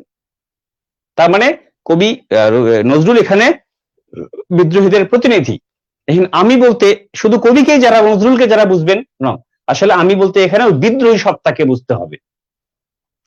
এই কবিতায় ব্যক্তি কবিকে নয়, বরং ব্যক্তির যে বিদ্রোহী সত্তা বা মানসিকতা সেটাকে বোঝানো হয়েছে। আর কবি নিজেকে সেই বিদ্রোহী সত্তার প্রতিনিধি মনে করেন। সর্বযুগে সর্বকালে বিদ্রোহীরা প্রচলিত অন্যায় ও নিপীড়িত মানুষের পক্ষে কথা বলে। এখানে ব্যক্তি নাম মুখ্য নয়, তবে চাইলে এরকম বিখ্যাত বিদ্রোহী বিপ্লবীদের নাম করা যায়। আমি এখানে বলিনি, যেমন সূর্য সেনের কথা যদি আমরা বলি, ডেফিনেটলি ইয়েস। আমরা যদি ফরাসি বিপ্লবের কথা তুলি, ইয়েস। রুশ বিপ্লব লেনিনের কথা বলি, ডেফিনেটলি ইয়েস। এরকম চাইলে অনেক বিদ্রোহী বিপ্লবীদের কথা বলা যাবে। মানে মূল কথাটা হচ্ছে এখানে নজরুলকে কেউ বুঝবেন না। নজরুল আসলে কি, পৃথিবীতে যুগে যুগে যতজন বিদ্রোহ করেছেন, বিপ্লব করেছেন, তাদের যে স্বরূপটা, নজরুল এই স্বরূপটাকে এখানে বিদ্রোহ হিসেবে উপস্থাপন করেছেন, যার রূপকটা হচ্ছে আমি দিয়ে, যার প্রকাশটা হচ্ছে আমি দিয়ে, প্রকাশ।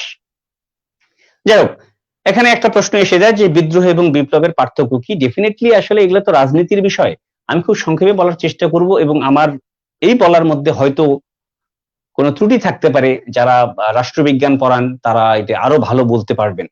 আমি আগেই ক্ষমা চেয়ে নিচ্ছি, তারপরেও আমি বোঝানোর জন্য বলছি। তার কারণ এই প্রশ্নের মানে এইরকম একটা প্রশ্নের সম্মুখীন আমি হয়েছিলাম যে স্যার আমরা এখানে লেখা আছে আমরা রুশ বিপ্লব বলি, ফরাসি বিপ্লব বলি। যারা ইন্টারমিডিয়েট সেকেন্ড ইয়ারে পড়েন তাদের কিন্তু জাদুঘরে কেন যাব নামক একটি আনিসুজ্জামানের লেখা একটি প্রবন্ধ পাঠ্য আছে। তো সেইখানে ফরাসি বিপ্লব, রুশ বিপ্লবের কথা বলা আছে শব্দার্থটিকায়। যারা ফার্স্ট ইয়ারে পড়েন তারা একটু সেকেন্ড ইয়ারে, গত বছরের পুরাতন বইটা জাদুঘরে কেন যাবার শব্দার্থটিকা যদি দেখেন, সেখানে পেয়ে যাবেন যে রুশ বিপ্লব, ফরাসি বিপ্লব এগুলো বলা আছে। আবার ইতিহাসে আমরা পড়েছি, ক্লাস 7-8 পড়েছি আমাদের সিপাহী বিদ্রোহ। আমি সালগুলোকে একটু এইভাবে করে লেখার চেষ্টা করি। 1789, 1917, আর হচ্ছে 1857। এটা হচ্ছে সিপাহী বিদ্রোহ। আর একটা হচ্ছে ফরাসি, একটা হচ্ছে রুশ, দুটাই বিপ্লব।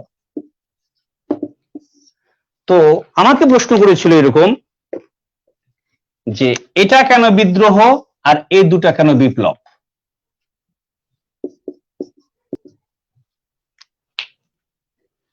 তো তখন আমি আসলে এত কিছু জানতাম না, এখনো যে খুব বেশি জানি তা নয়। আমার কাছে এটা মনে হয়েছে খুব সাধারণ চোখে দেখে যে সবকিছুর সূচনা হয় বিদ্রোহ দিয়ে। কাজেই ওই সকল খারি খারক সকল, কিন্তু সকল খারকই খার নয়, এরকম যে একটা ব্যাপার আছে। সকল বিপ্লবই আসলে বিদ্রোহ, কিন্তু সকল বিদ্রোহ বিপ্লব নয়। ব্যাপারটা এরকম, সূচনা হবে বিদ্রোহের মধ্য দিয়ে। সেটা যখন সফল হচ্ছে এবং বৃহৎ পরিসরে হচ্ছে, তখন সেটা বিপ্লব। বৃহৎ পরিসরে, বৃহৎ মনে রাখতে হবে। একটা অফিসে গিয়ে, স্কুল, আমি যে স্কুলে চাকরি করি, আমি যে কলেজে চাকরি করি, আমি যে অফিসে চাকরি করি, সেখানে গিয়ে আমি হুলস্থুল কাণ্ড বাড়ালাম, সেটা কিন্তু বিদ্রোহ হতে পারে, কিন্তু সেটা বিপ্লব নয়। বিপ্লব এর চেয়ে অনেক ভাস্ট, মনে রাখতে হবে। তো ওখানে যেমন একটা মানে ব্যাপক পরিসরের ব্যাপার আছে, তেমনি সফলতার ব্যাপার আছে। সফল হলেই সেটাকে আমরা বিপ্লব বলছি, আদারওয়াইজ সেটা ক্ষুদ্র পরিসর এবং ব্যর্থ হলে সেটাকে বিদ্রোহ বলা হয়। আমি এরকমটা নিজে মনে করছি পড়ে পড়ে দেখে, কিন্তু এক্সাক্ট ডিফারেন্সটা আমি জানি না, সরি ফর দ্যাট। তো যাই হোক, বিদ্রোহ অবস্থাগত পরিবর্তন বোঝায় আর বিপ্লব গুণগত বা মৌলিক পরিবর্তন বোঝায়, যদিও বিদ্রোহ এই গুণগত পরিবর্তনের সূচনা করে, যেটা একটু আগে বললাম। ঠিক আছে, অনেকক্ষণই হয়তো হয়েছে, আমরা কবিতাটা পড়ার চেষ্টা করি।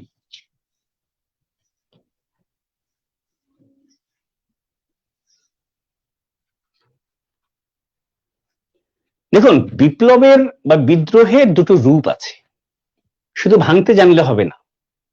ভাঙতে জানতে হবে যেমন, তেমনি সেটাকে আবার নতুন করে গড়তে হবে, রিফরমেশন করতে, রিফর্ম।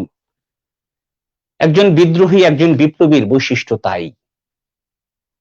সূক্ষ্ম সূক্ষ্ম পার্থক্যের কথা বাদ দেন, আমি শুধু ভাঙতে জানি, গড়তে জানি না, তাহলে আমি অর্ধেক কাজ জানি, বাকি অর্ধেক জানি না। কিন্তু একজন বিদ্রোহী বিপ্লবী, তারা যেরকম লেনিনের কথা ধরেন, রুশ বিপ্লবের কথা, ফরাসি বিপ্লবের কথা, ইতালির গ্যারিবলদের দিকে তাকান, ফ্রান্সের চার্লস দ্য গলের দিকে তাকান, বঙ্গবন্ধু শেখ মুজিবুর রহমানের দিকে তাকান। ভেঙেছেন, নতুন করে গড়েছেন। তাহলে ভাঙতে যেমন জানতে হবে তেমনি ভাবে গড়তেও জানতে হবে।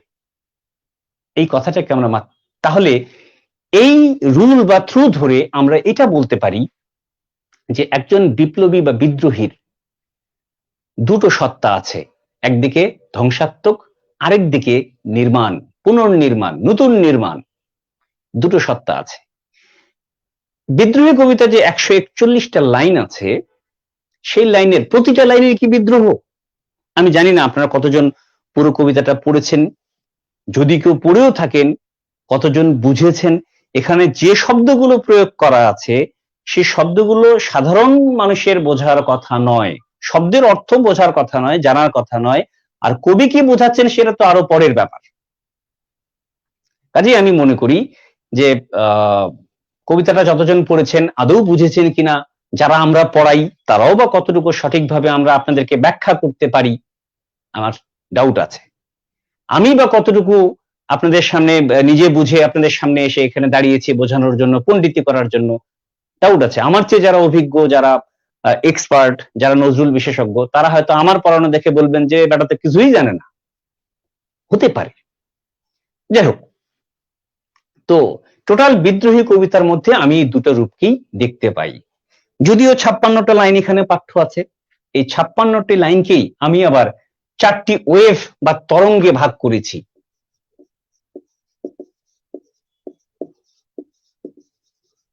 তরঙ্গ বা ওয়েভ।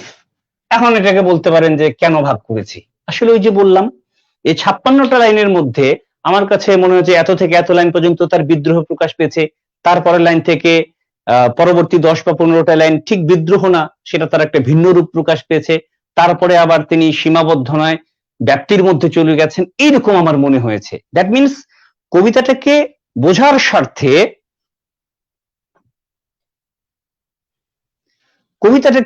স্বার্থে আমি 4টা অংশে ভাগ করে নিয়েছি বোঝার স্বার্থে।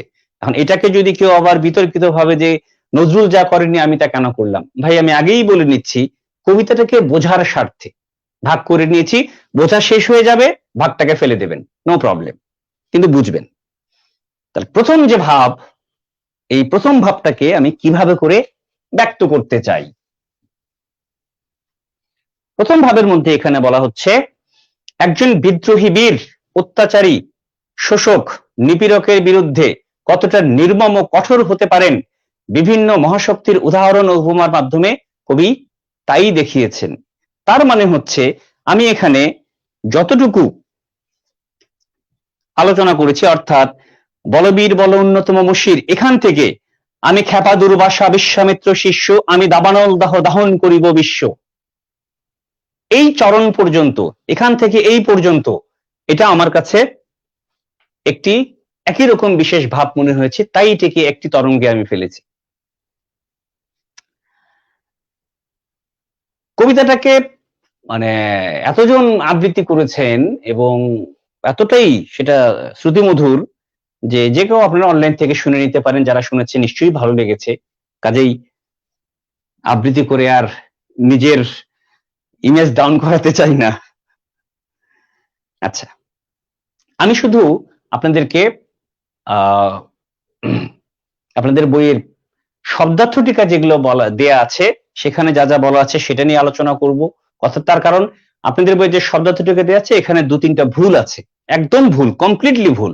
আরো কয়েক কিছু তথ্য দেয়া আছে যেগুলো আননেসেসারি, অপ্রয়োজনীয়। কারণ যে যতটুকু ব্যাখ্যা দেয়া আছে সেগুলো ইনফরমেশন হিসেবে সত্য, কিন্তু আমাদের বিদ্রোহী কবিতার মূল চেতনার সঙ্গে যায় না। কাজে এগুলোকে আমি বলছি আননেসেসারি, ট্রু বাট আননেসেসারি। আবার কতগুলো এমন শব্দ দেয়া আছে আমরা জানি না এটার মানে কি, অথচ শব্দার্থ টিকার মধ্যে সেটা দেয়াই নেই। আবার কিছু কিছু শব্দার্থ এমন দেয়া আছে যে অল্প একটু বলে দেয়া আছে, কিন্তু ওইটুকু পরে আসলে ঠিক বোঝা যাচ্ছে না যে রিলেশনটা কি, কেন কবি একজন বিদ্রোহী সত্তার সঙ্গে এই উপমাটা বা পৌরাণিক এই ক্যারেক্টারটা, ঘটনাটাকে রিলেট করলেন, এটা ঠিক বুঝে ওঠা যায় না। তো আমি প্রথমত আপনাদেরকে পড়াতে পড়াতে দেখাবো আপনাদের পাঠ্য বইয়ে কি লেখা আছে, আমি টাইপ করে রেখেছি, এবং ওই একই জিনিস সম্পর্কে রিয়েল জিনিসটা কি সেটাও আমি পরবর্তীতে তার নিচে লিখে রেখেছি। দুটি আমরা দেখাবো। বলবীর বল উন্নতম মশির, মম মানে আমার, শির মানে মাথা, উন্নত মানে উঁচু। ফ্যাক্ট তার তাহলে কি? বলা হচ্ছে যে একজন বিদ্রোহী বিপ্লবী বীর তিনি সবার উপরে অবস্থান করেন, সবার উপরে, তার উপরে আর কেউ নেই। বিদ্রোহের সত্তাটাই এমন সত্তা। শির নেহারি আমারই নত শির ওই শেখর হিমাদ্রির। নেহারি মানে দেখা। বলছে যে একজন বিদ্রোহী বিপ্লবী বীরের মাথা এতই উঁচুতে যে আমার এই আমার বলতে, আমি বারবার বলছি আমার বলতে কিন্তু নজরুলকে বুঝবেন না। আমার বললে যতবার আমি আমার বা কবি বলবো ততবার আপনারা বুঝবেন বিদ্রোহী সত্তাকে। দয়া করে এটা বারবার মনে রাখবেন। তো আমার এই উচ্চ মাথা দেখে পৃথিবীর যে সর্বোচ্চ উঁচু পর্বত শৃঙ্গ তারও মাথা নত হয়ে যায়। কবি এরকমটাই মনে করছেন। হিমাদ্রি, হিমাদ্রি হচ্ছে পর্বত শৃঙ্গ বা পাহাড় চূড়া। আর আমরা জানি পৃথিবীর সর্বোচ্চ পর্বত শৃঙ্গ হচ্ছে হিমালয়, কাজে হিমাদ্রি বলতে আমরা হিমালয়কেই বুঝবো। আমি চিরদুর্দম, দুর্বিনীত নৃশংস, চিরদুর্দম, যাকে দমন করা যায় না সহজে, কিংবা যিনি দুর্বিনীত নৃশংস অর্থাৎ যার মধ্যে সেই কি বলবো এটাকে, সবকিছুকে ভেঙে চুরে সামনে এগিয়ে যাওয়ার অত্যধিক সাহসী একজন ব্যক্তি, এইরকম সত্তা আছে একজন বিদ্রোহী বিপ্লবী বীরও তাই। মহাপ্রলয়ের আমি নটরাজ, আমি সাইক্লোন, আমি ধ্বংস।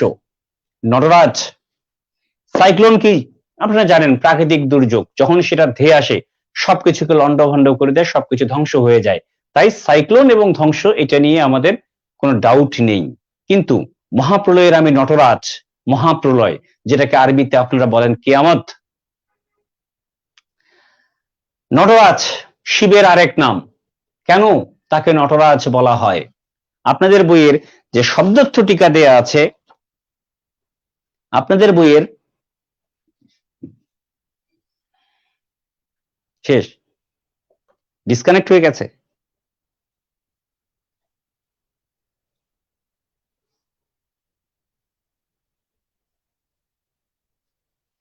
এসেছে? Okay fine. তো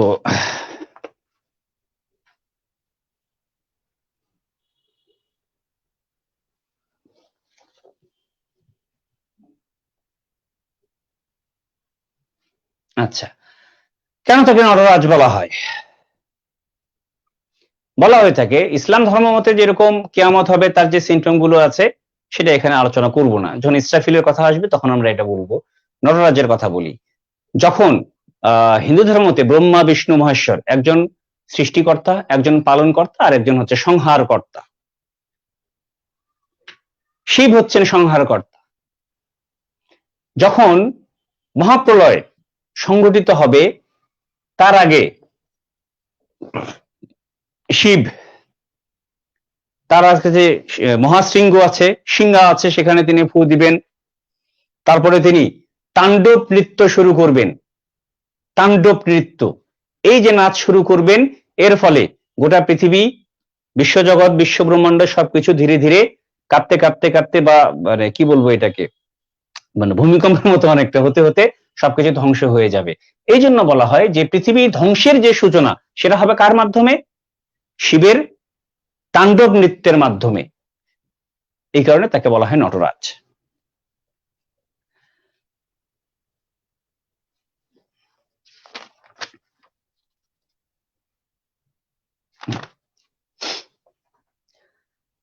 আমি মহাভয়, আমি অভিশাপ পৃথ্বীর। কেন মহাভয় তিনি? বোঝাই যাচ্ছে মহাভয়, কারণ এইরকম মানসিকতা যার, সবকিছুকে ভেঙে চুরে সবকিছুকে ধ্বংস করার ক্ষমতা যার আছে, তাকে ভয় না পেতে উপায় নেই। সবচেয়ে বড় ভয় তো সেই। আমি অভিশাপ পৃথ্বীর। এই পৃথ্বী বলতে পৃথিবী আসলে কোন পৃথিবী? বর্তমানে যে পৃথিবীতে এত শোষণ, অন্যায়, অত্যাচার চলছে, যারা শাসক, যারা শোষক, তাদের যে পৃথিবী বা তাদের জন্য একজন বিদ্রোহী বীর, বিপ্লবী, তাদের তাদের জন্য অভিশাপ স্বরূপ। আমি দুর্বার, আমি ভেঙে করি সব চুরমার। যাকে বারণ করা যায় না, যাকে রোধ করা যায় না, যে সমস্ত বাধা বিপত্তি অতিক্রম করে সবকিছুকে দুমড়ে মুচড়ে দিয়ে সামনে এগিয়ে যায়, তাই বলছেন আমি ভেঙে করি সব চুরমার, আমি অনিয়ম শৃঙ্খল, আমি দলে যাই যত বন্ধন যত নিয়ম কানুন শৃঙ্খল, আমি অনিয়ম। কোন নিয়মের নিয়ম কি? নিয়ম তো ভালো আছে মন্দও আছে। পৃথিবী যে নিয়মে চলছে, যেখানে শাসন শোষণ অত্যাচার পরাধীনতা গোলামি এভরিথিং এভরিথিং, এই যে যেগুলোকে তারা নিয়ম বলে মানছেন, কিন্তু স্বাধীন চেতা মানুষের কাছে, বিদ্রোহী বিপ্লবীদের কাছে এটা নিয়ম নয়, এটা শৃঙ্খল। আর এই শৃঙ্খলার নিয়মের বিপরীত অনিয়ম, শৃঙ্খলের বিপরীত উশৃঙ্খল। আমি দলে যাই, দলে যাওয়া মানে দুমড়ে মুচড়ে পা দিয়ে মারিয়ে যাওয়া। যত বন্ধন, বন্ধন মানে কি? বন্ধন মানে বাধা বিঘ্ন, অর্থাৎ একজন বিদ্রোহী বিপ্লবীদের পথে বাধা কারা? যারা শোষক, যারা শাসক, তারা বাধা। তিনি তাদেরকেও সামনে পায়ে দোলে তাদের বাধা অতিক্রম করে যত নিয়ম কানুন শৃঙ্খল আছে সমস্ত কিছুকে ভেঙে চুরে সামনে এগিয়ে যান। এবং তারপর পরই বলছেন আমি মানি না কোনো আইন। অত্যাচারী শাসকদের তৈরি যে আইনগুলো আছে, এই আইন কবি মানতে রাজি নন। কবি বলতে এখানে বারবার বলেছি, যখনই আমি কবি বলবো, আমি বলবো নজরুল বলবো, আপনারা ব্যক্তিকে ধরবেন না, আপনারা ধরবেন হচ্ছে ওই বিদ্রোহী বিপ্লবী সত্তাকে। তাহলে তাদের রচিত যে আইন, যে শাসনের কারণে পৃথিবীতে এত অন্যায় অবিচার অত্যাচার হচ্ছে, যত শাসন শোষণ হচ্ছে, যত নির্যাতন হচ্ছে, এই সমস্ত কিছু একজন বিদ্রোহী বিপ্লবী বীর মানেন না, মানার সম্ভব না। আমি মানি না কোনো আইন, আমি ভরা তরি করি ভরা ডুবি, আমি টর্পিডো, আমি ভীম ভাসমান মাইন। ভরা তরি করি ভরা ডুবি, দেখেন ভরা তরি ভরা ডুবি, এগুলো ভরাডুবি আমরা জানি যে সবকিছু নিমজ্জিত হয়ে যাওয়া। ভরা তরি অর্থাৎ যেভাবে এতদিন যা কিছু চলছিল খুব ভালোভাবে, সেটাকে তিনি সমস্ত কিছুকে ভেঙে চুরে দিয়ে একদম ডুবিয়ে দিলেন। এটা রূপকার্থে ধরতে হবে, প্রতিকার্থে ধরতে হবে। যে ব্যবসায় লস খেলাম মানে কি? ব্যবসায় তো আমার ভরাডুবি হয়েছে। ভরাডুবি মানে কি ব্যবসা সমুদ্রে ডুবে গেছে, বঙ্গোপসাগরে ডুবে গেছে, তা তো না। ভরাডুবি বলতে বোঝা হবে কি সবকিছু শেষ হয়ে গেছে। সেই অর্থে বলছেন আমি ভরা তরি, যেভাবে করে চলছে শাসক শোষকদের যারা পৃথিবী যেভাবে করে চালাচ্ছে, এই সমস্ত কিছুকে আমি কি করি? একদম এদের ভরাডুবি করে ছেড়ে দিই। আমি টর্পেডো, টর্পেডো একটা অস্ত্র, আপনারা জানেন খুব ভালো মতোই। তার কাজ হচ্ছে কোন টার্গেটেড বস্তুকে আঘাত করে সেটাকে নষ্ট করে দেয়া, ধ্বংস করে দেয়া। আমি ভীম ভাসমান মাইন, এখানে একটি অনেক বড় প্রশ্ন এসে যায়। ভীম ভাসমান মাইন, আপনাদের বইয়ের শব্দার্থ টিকার মধ্যে, আপনাদের বইয়ের শব্দার্থ টিকার মধ্যে যা বলা আছে সেটি হলো এই, মানে ভীম কথার শাব্দিক অর্থ হচ্ছে ভীষণ বা ভয়ানক, পঞ্চ পাণ্ডবের দ্বিতীয় পাণ্ডব, ইনি গদা যুদ্ধে পারঙ্গম। ঠিক আছে, অর্থাৎ একজন বিদ্রোহী বিপ্লবী বীর যেরকম যুদ্ধ করতে পারঙ্গম, ভীমও সেরকম ছিলেন, এটুকু আমরা বুঝতেছি। কিন্তু ভীমের ব্যাখ্যা না হয় পেলাম, ভাসমান মাইনের ব্যাখ্যা আমি কি দিব? এখানে সেই ভাসমানের ব্যাখ্যাটা দেয়া নেই। এই বিষয়টাকে জানতে গেলে আমাদেরকে আসতে হবে হচ্ছে মহাভারতের মধ্যে আসতে হবে। কেন ভীম ভাসমান মাইন বলা হয়েছে? মহাভারতের যুদ্ধের কথা যারা জানেন, সেখানে দুই পক্ষ ছিল, পাণ্ডব এবং কুরুপক্ষ, কৌরব। তো ভীম প্রচন্ড বড় যোদ্ধা ছিলেন, প্রচুর গায়ে শক্তি ছিল এবং প্রচুর খেতে পারতেন, তিনি খেতে ভালোবাসতেন, অর্থাৎ ভোজন রসিক টাইপের ব্যক্তি, এটা জানতেন সবাই। যুদ্ধের সময় বা যুদ্ধের আগে ভীমকে দাওয়াত দেওয়া হয়, সেখানে ভীমের খাবারে পয়জন বা বিষ মেশানো হয়। সেই বিষ খেয়ে ভীম অচেতন হন এবং তাকে পানিতে ফেলে দেওয়া হয়, সেখানে তিনি ভাসতে থাকেন। যাই হোক, নাগরাজ বাসুকি তার দয়ায় বা তার কৃপায় ভীম মারা যায় না, মানে পানিতে ভাসতেই থাকে, ভাসতে ভাসতে তাকে কি নাগরাজ বাসুকি তাকে উদ্ধার করে এবং সেখান থেকে যখন ভীম ফিরে আসে তখন সে আরো বেশি শক্তিশালী হয়ে ফিরে আসে। পরবর্তীতে দেখা যায় যে দুর্যোধন যে তাকে বিষ খাইয়েছিল, গদা দিয়ে ভীম গদা যুদ্ধে তাকে তার উরুভঙ্গ করে, উরুভঙ্গেরও একটা কাহিনী আছে, অর্থাৎ এটা যাক ওই ব্যাখ্যা গেলে অনেক প্রবলেম, সময় নষ্ট হবে। তার উরুভঙ্গ করে তাকে হত্যা করে প্রতিশোধে। সেই জন্য এখানে বলেছিলাম ভীম ভাসমান মাইন। মাইনের কাজ কি? মাইন নিজে নিজে ফাটবে না, স্থল মাইন বলেন আর যে মাইনই বলেন না কেন, নিজে নিজে কখনো ফাটবে না। মাইনের এটাই বৈশিষ্ট্য। আপনি হাঁটছেন, স্থলমাইন পাতা আছে, কখনো যদি আপনার পা মাইনের উপরে পড়ে, অর্থাৎ চাপ পড়ে, আপনি যদি চাপ পড়ার সঙ্গে সঙ্গে বুঝতে পারেন, দাঁড়িয়ে যান, যতক্ষণ থাকবেন ওই প্রেশার থাকবে, মাইন ফাটবে না। আপনার প্রেশারটা রিলিজ করবেন, মাইন ফেটে যাবে। যতটুকু প্রেশার আপনি দিয়েছেন, ধরা যাক আমার ওজন 60 কেজি, আমি হাঁটতে হাঁটতে একটা মাইনের উপরে আমার পা পড়েছে, 60 কেজি ওজন সেখানে ভর সেখানে পড়েছে। আমি যদি 61 কেজির কোন পাথর খণ্ড বা লোহা খণ্ড যদি মাইনের উপরে দিয়ে সরে যাই, তাহলে মাইন ফাটবে না, কারণ প্রেশার তো রিলিজ হয়নি, প্রেশার আরো বেড়েছে, নো প্রবলেম। কিন্তু ওই পাথর খণ্ডের ওজন যদি 60-এর চেয়ে কম হয়, ফেটে যাবে, রিলিজ করা। তো এটা হচ্ছে মাইনের বৈশিষ্ট্য। ভীম ভাসমান মাইন, অনেকে এটা বোঝাতে গিয়ে আমরা যে 1971-এর অপারেশন জ্যাকপট, যাদের মাধ্যমে ডুবুরিদের 200 জন ডুবুরির মাধ্যমে আমরা পাকিস্তানি জাহাজের তলদেশে গিয়ে ডুব সাঁতার দিয়ে তলদেশে গিয়ে মাইন লেগে লিম্পেট মাইন বলে, ওগুলোর নাম হচ্ছে লিম্পেট মাইন। লিম্পেট, আমি জানি না আপনাদের বইয়ে এগুলো পাঠ্য ছিল কিনা, শুধু অপারেশন জ্যাকপট নাম ছিল, কিন্তু লিম্পেট কথাটা উল্লেখ ছিল কিনা আই হ্যাভ ডাউট। তো যাই হোক, তো এইভাবে করে আমরা অপারেশন জ্যাকপটটা পরিচালনা করি, অনেকে এগুলোর তুলনা দেন। কিন্তু এই ভীম ভাসমান, ভীমের সঙ্গে ভাসমান মাইনের কি ডিফারেন্স, কি রিলেশন, সেটি অনেকে জানেন না। এটা মানে মহাভারতের একটা কাহিনী আর কি। আপনাদেরকে এখন প্রশ্ন হচ্ছে যে এগুলো আমি কিভাবে করে জানছি না জানছি, সেগুলো একটু আপনাদের বলা দরকার।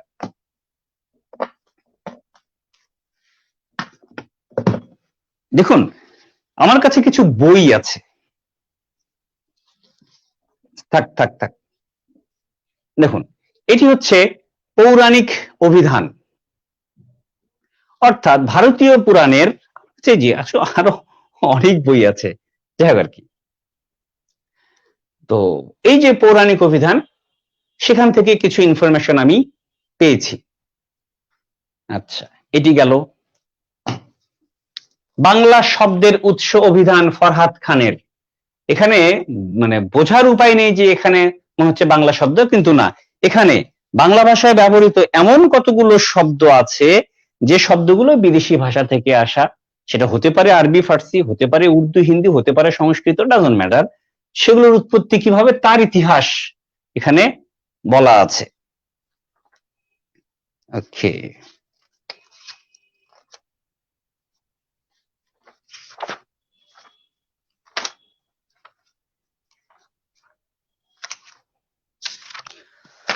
ওকে, তো যাই হোক, এটা হচ্ছে বাংলা শব্দের উৎস অভিধান ফরহাদ খান। এরপরে আছে হচ্ছে শব্দের চালচিত্র, এটিরও লেখক ফরহাদ খান। ইনি বাংলা একাডেমিতে চাকরি করতেন বা কর্ম অবসর নিয়েছেন মনে হয়। বাইবর্ন, তিনি একজন রাজশাহী, তার জন্ম উৎস হচ্ছে রাজশাহী জন্মস্থান। তো যাই হোক, এখানেও একেবারে আপনাদের বয়সের বোঝার উপযোগী করে কোন শব্দের উৎপত্তি কিভাবে, তার ব্যাকগ্রাউন্ড কি, শানে নজুল কি, এগুলোতে ব্যাখ্যা করা আছে। এখান থেকেও আমি কিছু ইনফরমেশন পেয়েছি। শব্দ চিন্তা চমৎকারা, দিলীপ দেবনাথের লেখা, ইনি একজন সাংবাদিক। তার এই বইটাতেও অনেক এরকম উদাহরণ কিংবা অনেক কিছুর ব্যাখ্যা দেয়া আছে। এখান থেকেও আমরা এই বিষয়গুলোকে পাই। বাংলা শব্দের পৌরাণিক উৎস, ডক্টর মোহাম্মদ আমিনের লেখা। পৌরাণিক শব্দের উৎস, পুরাণ, অর্থাৎ বাংলা ভাষায় যেমন দেখেন কুরুক্ষেত্রের যুদ্ধ, এখানে পরিষ্কার বলা আছে কুরুক্ষেত্রের যুদ্ধে কি হয়েছে না হয়েছে।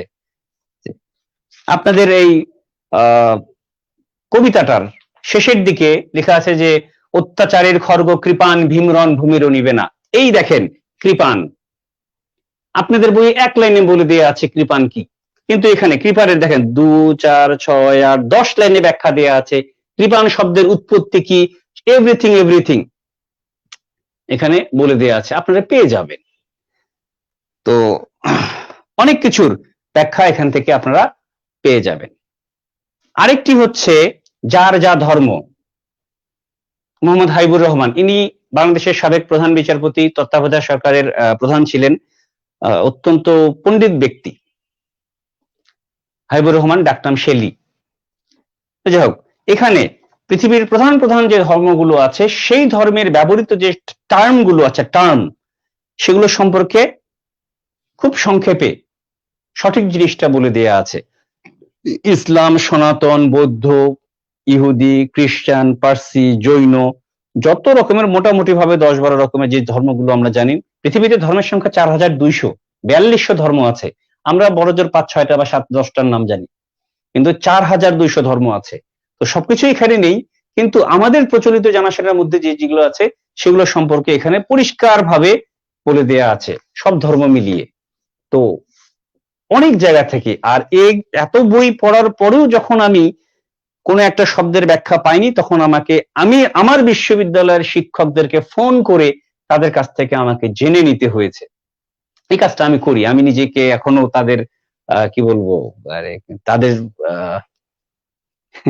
এটাকে বলা উচিত হবে কিনা জানি না, যে তাদের অযোগ্য ছাত্র মনে করি, যে তারা যা শিখিয়েছেন আমি হয়তো শিখতে পারিনি, যে কারণে পড়াতে গেলে আমি অনেক কিছু আটকে যাই, পারি না, খুঁজতে গিয়ে পাই না, তখন তাদের শরণাপন্ন হই এবং আমি খুব প্রাউড ফিল করি তাতে। আমার স্যাররা এখনো আমাকে সেই স্নেহটা করেন, বিধায় তারা আমাকে এই হেল্পটুকু করেন। আমি চেষ্টা করি কোনো ভুল ইনফরমেশন আপনাদেরকে না দিতে। হয়তো এমন হয় যে আমার স্লিপ অফ টাং হয়, যখন 1 ঘন্টা, 1.5 ঘন্টা, 2 ঘন্টা টানা কথা বলি, তখন স্লিপ অফ টাং হওয়াটা স্বাভাবিক। বিভীষণের প্রতি মেঘনাদ পড়াতে গিয়ে পরে যখন আমি রেকর্ড লাইভটা শুনেছি, আমি নিজেই বুঝতে পেরেছি যে এখানে আমার স্লিপ অফ টাং হয়েছে।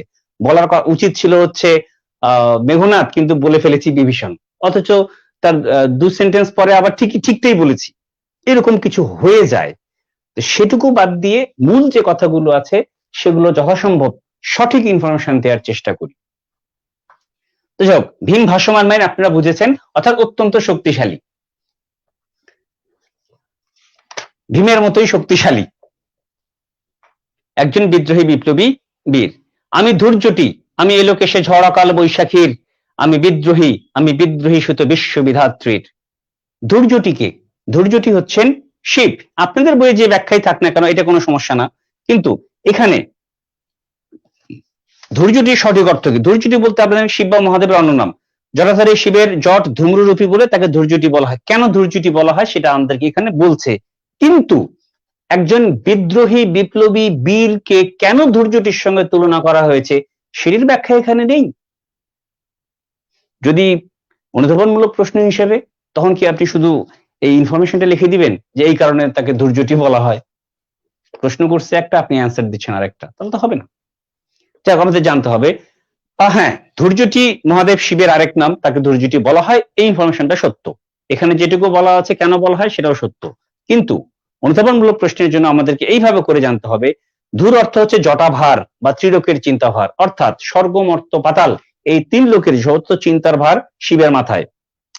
শিব তার মাথায় ত্রিলোকের চিন্তাভার গ্রহণ করেন ও গ্রহণ ও বহন করেন, এ কারণেই তার নাম ধৈর্যটি। আসল কথা হচ্ছে এখানে শিবকে নির্দেশ করা হচ্ছে, শিব এই সমস্ত, দ্যাট মিনস একজন বিদ্রোহী বিপ্লবী বীরও তার চারপাশের গোটা পৃথিবীর নির্যাতিত নিপীড়িত মানুষের অন্তর্বেদনাকে ধারণ করেন। এককভাবে তিনি নন, অর্থাৎ তার একার কষ্ট না, সবার কষ্ট তার কষ্ট, সবার মুক্তি। যেমন আপনারা যদি চে গেভারার নাম জানেন, আমি জানি না শুনেছেন কিনা চে গেভারার নাম, অনেকে চে গুয়েভারা বলে, সঠিক উচ্চারণ হচ্ছে চে গেভারা। একজন জন্ম আর্জেন্টিনায়, ফিদেল ক্যাস্ট্রোর বন্ধু, কিউবা বিপ্লব করেছেন সফল, পরে বলিভিয়াতে গিয়ে সংগ্রাম করতে গিয়ে, বিপ্লব চালাতে গিয়ে তিনি ধরা পড়েন এবং তাকে গুলি করে হত্যা করা হয়, চে গেভারা। প্রবলেম হচ্ছে যার জন্ম আর্জেন্টিনা, তিনি কিউবাতে সফল বিপ্লব করলেন, তারপরে সেখানে মন্ত্রী হওয়ার প্রস্তাব দিলেন তাকে ফিদেল ক্যাস্ট্রো, সেখানে বছরখানেক বা 2 বছর হয়তো ছিলেন, সন্তুষ্ট হলেন না, তিনি আবার বিপ্লবের উদ্দেশ্যে বেরিয়ে পড়লেন। তার মানে কি, একজন বিদ্রোহী বিপ্লবী বীরকে কখনো দেশকালের সীমায় আটকে রাখা যায় না। তিনি সবার, পৃথিবীর যত নির্যাতিত নিপীড়িত মানুষ আছেন তিনি তাদের যত দুঃখ কষ্ট হতাশা আনন্দ বেদনা এভরিথিং একজন বিদ্রোহী বিপ্লবী বীরেরও। এই কারণে ধৈর্যটি যেরকম, শিব যেরকম ত্রিলোকের চিন্তাভার বহন করেন, একজন বিদ্রোহী বিপ্লবী বীরও পৃথিবীর সমস্ত নির্যাতিত নিপীড়িত মানুষের দুঃখভার বহন করেন। সেই অর্থে এখানে ধৈর্যটিটাকে ব্যবহার করা হয়েছে। I think it's clear.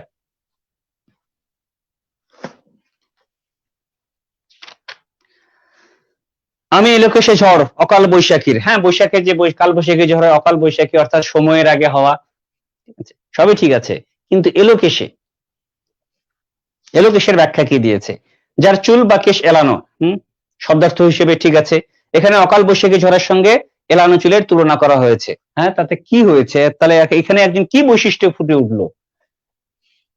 এখানে অকাল বৈশাখী ঝড়ের সঙ্গে এলানো চুলের তুলনা করা হয়েছে। এই থেকে বিদ্রোহী বিপ্লবী বীরের কোন সত্তাটা প্রকাশ পেল? আমি তো অন্তত পক্ষে বুঝি নাই কি প্রকাশ পেল।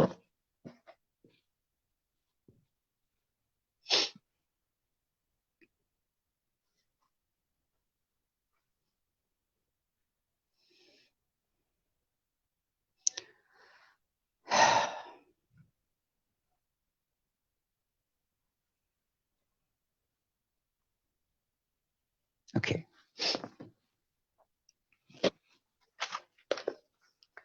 হ্যাঁ, আসলে এলোকেশী কে?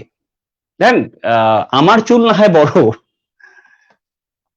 সাধারণত ছেলেদের চুল ছোট ছোট হয়। ছোট যদি চুল হয় তাহলে যতই ঝড় বাতাস বৃষ্টি বাদল হোক না কেন, চুল এলোমেলো হওয়ার তো প্রশ্নই আসে না।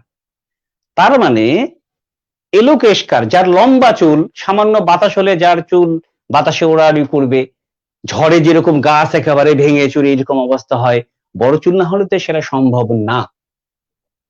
তাহলে এলোকেশে বলতে আমরা কাকে বুঝব? কি কানেকশন আছে পুরাণের সঙ্গে? আসলে একটু আলোচনাটা করি।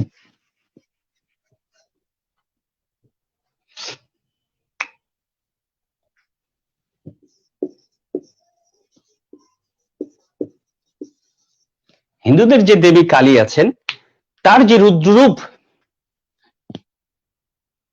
সেটিকে বোঝানো হয়েছে।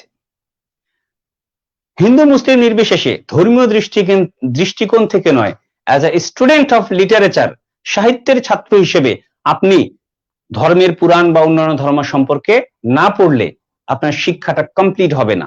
তাই যাদের মন সংকীর্ণ, যারা ধর্মের চিন্তার আদর্শ থেকে গণ্ডি থেকে বেরোতে পারেননি, তাদেরকে বাদ রেখে আমি বলছি, অর্থাৎ আমি এখন যে কথাটা বলবো এটা তাদের জন্য প্রযোজ্য নয়। যারা ইম্পার্শিয়ালি সাহিত্য স্টুডেন্ট হিসেবে নিজেকে ভাববে, তাদের উদ্দেশ্যে এটা বলা। আপনারা একটু দেখবেন, খুঁজবেন, পড়বেন, যখন কালী পূজা হয়, কালীর যে মূর্তিটা আছে সেইটার রূপটা দেখবেন, শান্তরূপ।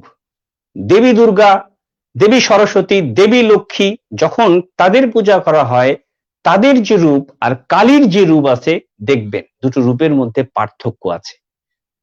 কোথাও শান্তরূপ, লক্ষ্মী সরস্বতী শান্তরূপ, দেবী দুর্গা পারিবারিকভাবে যদিও তিনি অসুর বধ করছেন, কিছুটা তিনি ক্ষুব্ধ রুদ্র, কিন্তু পরিবার সহ আছেন, অতটা প্রকাশ পায় না। কিন্তু কালীর মধ্যে দেখবেন একেবারে উগ্র রূপ আছে, উগ্রচণ্ডা, উগ্রচণ্ডী। যাই, তো কেন এটা ঘটেছে? কোন একটা কারণে দেবী কালী প্রচন্ড খেপে গেছেন এবং পৃথিবীর 4 ভাগ, পৃথিবীর 3 ভাগ তিনি খেয়ে ফেলছেন, মানে ধ্বংস করে দিচ্ছেন, একদম আমূল গায়েব। আর 1 ভাগ খাওয়ার জন্য তিনি যাচ্ছেন। তো পৃথিবীকে বাঁচাতে হবে, সেই কারণে সকল দেবতা এসে শিবকে বললেন যে সামলাও। তখন উপায়ান্তর না পেয়ে শিব যে পথে কালী যাবেন সেই পথে শুয়ে পড়েন। কালী অত খেয়াল করেনি, তিনি হাঁটতে গিয়ে তার পা পড়ে গেছে তার স্বামীর বুকের উপরে। এটি একটি হিন্দু ধর্মের মিথ যে আসলে হিন্দু নারীরা তার স্বামীদেরকে পতি পরম গতি, পতি পরমেশ্বর বলে থাকেন, তাই স্বামীর বুকে পা দেওয়াটা একটা ধৃষ্টতা। বিদ্রোহী ভৃগু ভগবান বুকে এঁকে এই পদচিহ্ন, এই লাইনটা আপনাদের এখানে নাই, সেটা আলাদা টপিক। কিন্তু কালীর ক্ষেত্রে এই কথাটা দেখবেন, এই কারণে দেখবেন যে কালীর যত মূর্তি আছে এখানে দেখবেন যে তার জিহ্বাটা অনেক বড় করে বের করা থাকে, অর্থাৎ জিভে কামড় দেয়া এইভাবে করে, যে ভুল করে ফেলছে, একটা তার অজান্তে একটা দুর্ঘটনা ঘটে গেছে, সেই কারণে তার জিভটা বেড়ে এইভাবে করে শিব কালীকে থামালেন, পৃথিবী রক্ষা পেল।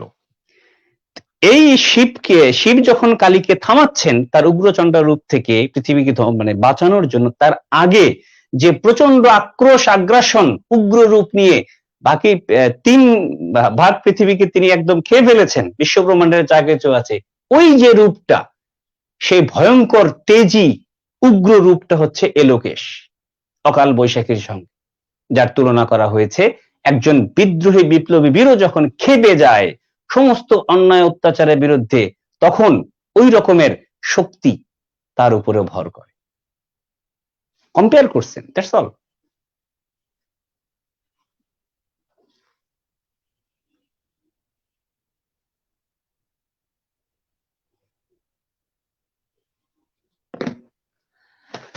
ওকে, আমি বিদ্রোহী সুতো বিশ্ববিধাত্রীর। হ্যাঁ, তিনি বিদ্রোহী, অর্থাৎ কবি বলছেন বিদ্রোহী, সুতো মানে সন্তান, বিদ্রোহী সন্তান, মানস সন্তান বিশ্ববিধাত্রীর, অর্থাৎ বিশ্ববিধাত্রী মানে কি, যে প্রত্যেক ধর্মে এটা বলে যে ঈশ্বর বা আল্লাহ বা ভগবান বিশ্ব ব্রহ্মাণ্ড সৃষ্টি করে, যে ধর্মের সেটা হোক না এখন, দ্যাট মিনস ঈশ্বরের যে সমস্ত কিছু সৃষ্টি তত্ত্ব, সেটার পিছনেও ব্যাখ্যা আছে, কেন তিনি সৃষ্টি করলেন। কোন কোন ধর্ম বলেছে তিনি একা একা বোর ফিল করতেছিলেন, তাই তার খেলার সামগ্রী হিসেবে তিনি এই দুনিয়া, এই বিশ্ব ব্রহ্মাণ্ড সৃষ্টি করলেন, এরকম অনেক অনেক ব্যাখ্যা আছে। কিন্তু বিদ্রোহী কেন বলেছে, কারণ তিনি তো নট ইনজাস্টিস, তিনি জাস্টিসের প্রতীক। ঈশ্বর আল্লাহ ভগবানকে আমরা কি বলি, জাস্টিস, ন্যায় বিচারক অর্থে আমরা ধরি।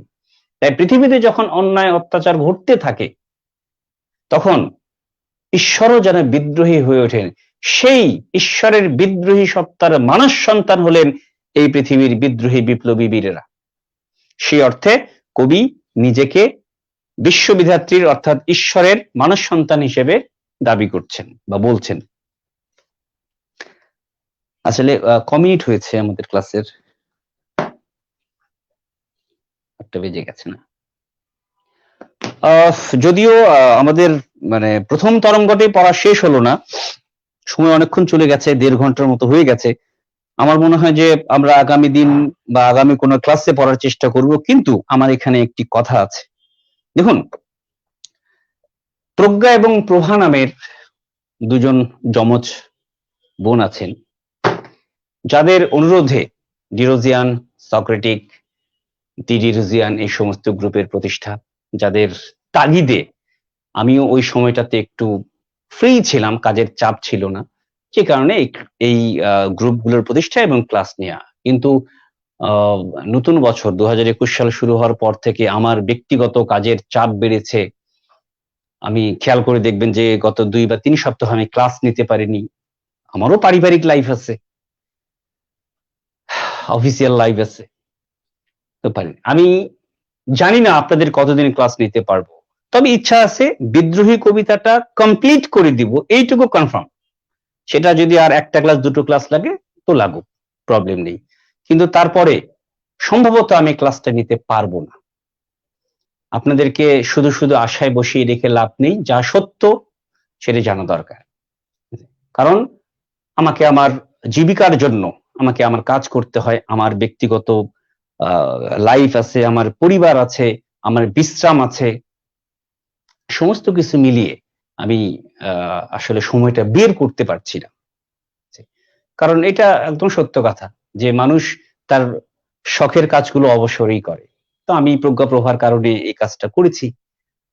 এখন তখন আমার হাতে সময় ছিল, কিন্তু এখন নেই। তো আই থিংক বিদ্রোহী কবিতা যেদিন পড়ানো শেষ হবে সেদিনই আপনাদের সঙ্গে আমার মানে জার্নিটা সমাপ্ত হবে। ঠিক আছে, আগামীকাল সম্ভবত যদি সময় পাই, আগামীকালকে সন্ধ্যা 6টা 6:30 সেম টাইম 6:30টার দিকে আমরা বিদ্রোহের বাকি অংশগুলো নিয়ে আসব। কারণ এখানে এত শব্দ আছে, এত পৌরাণিক ব্যাখ্যা আছে, যা কিছু আছে এটা ব্যাখ্যা করতে সময় লাগবে। নজরুলের উপরেই হয়তো আমি 40-50 মিনিট আলোচনা করেছি, করতে হতো, নাহলে বিভ্রান্তিগুলো দূর হতো না। তো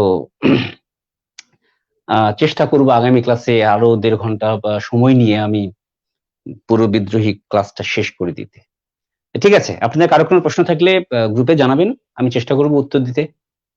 কালকে দেখা হবে। Bye, by.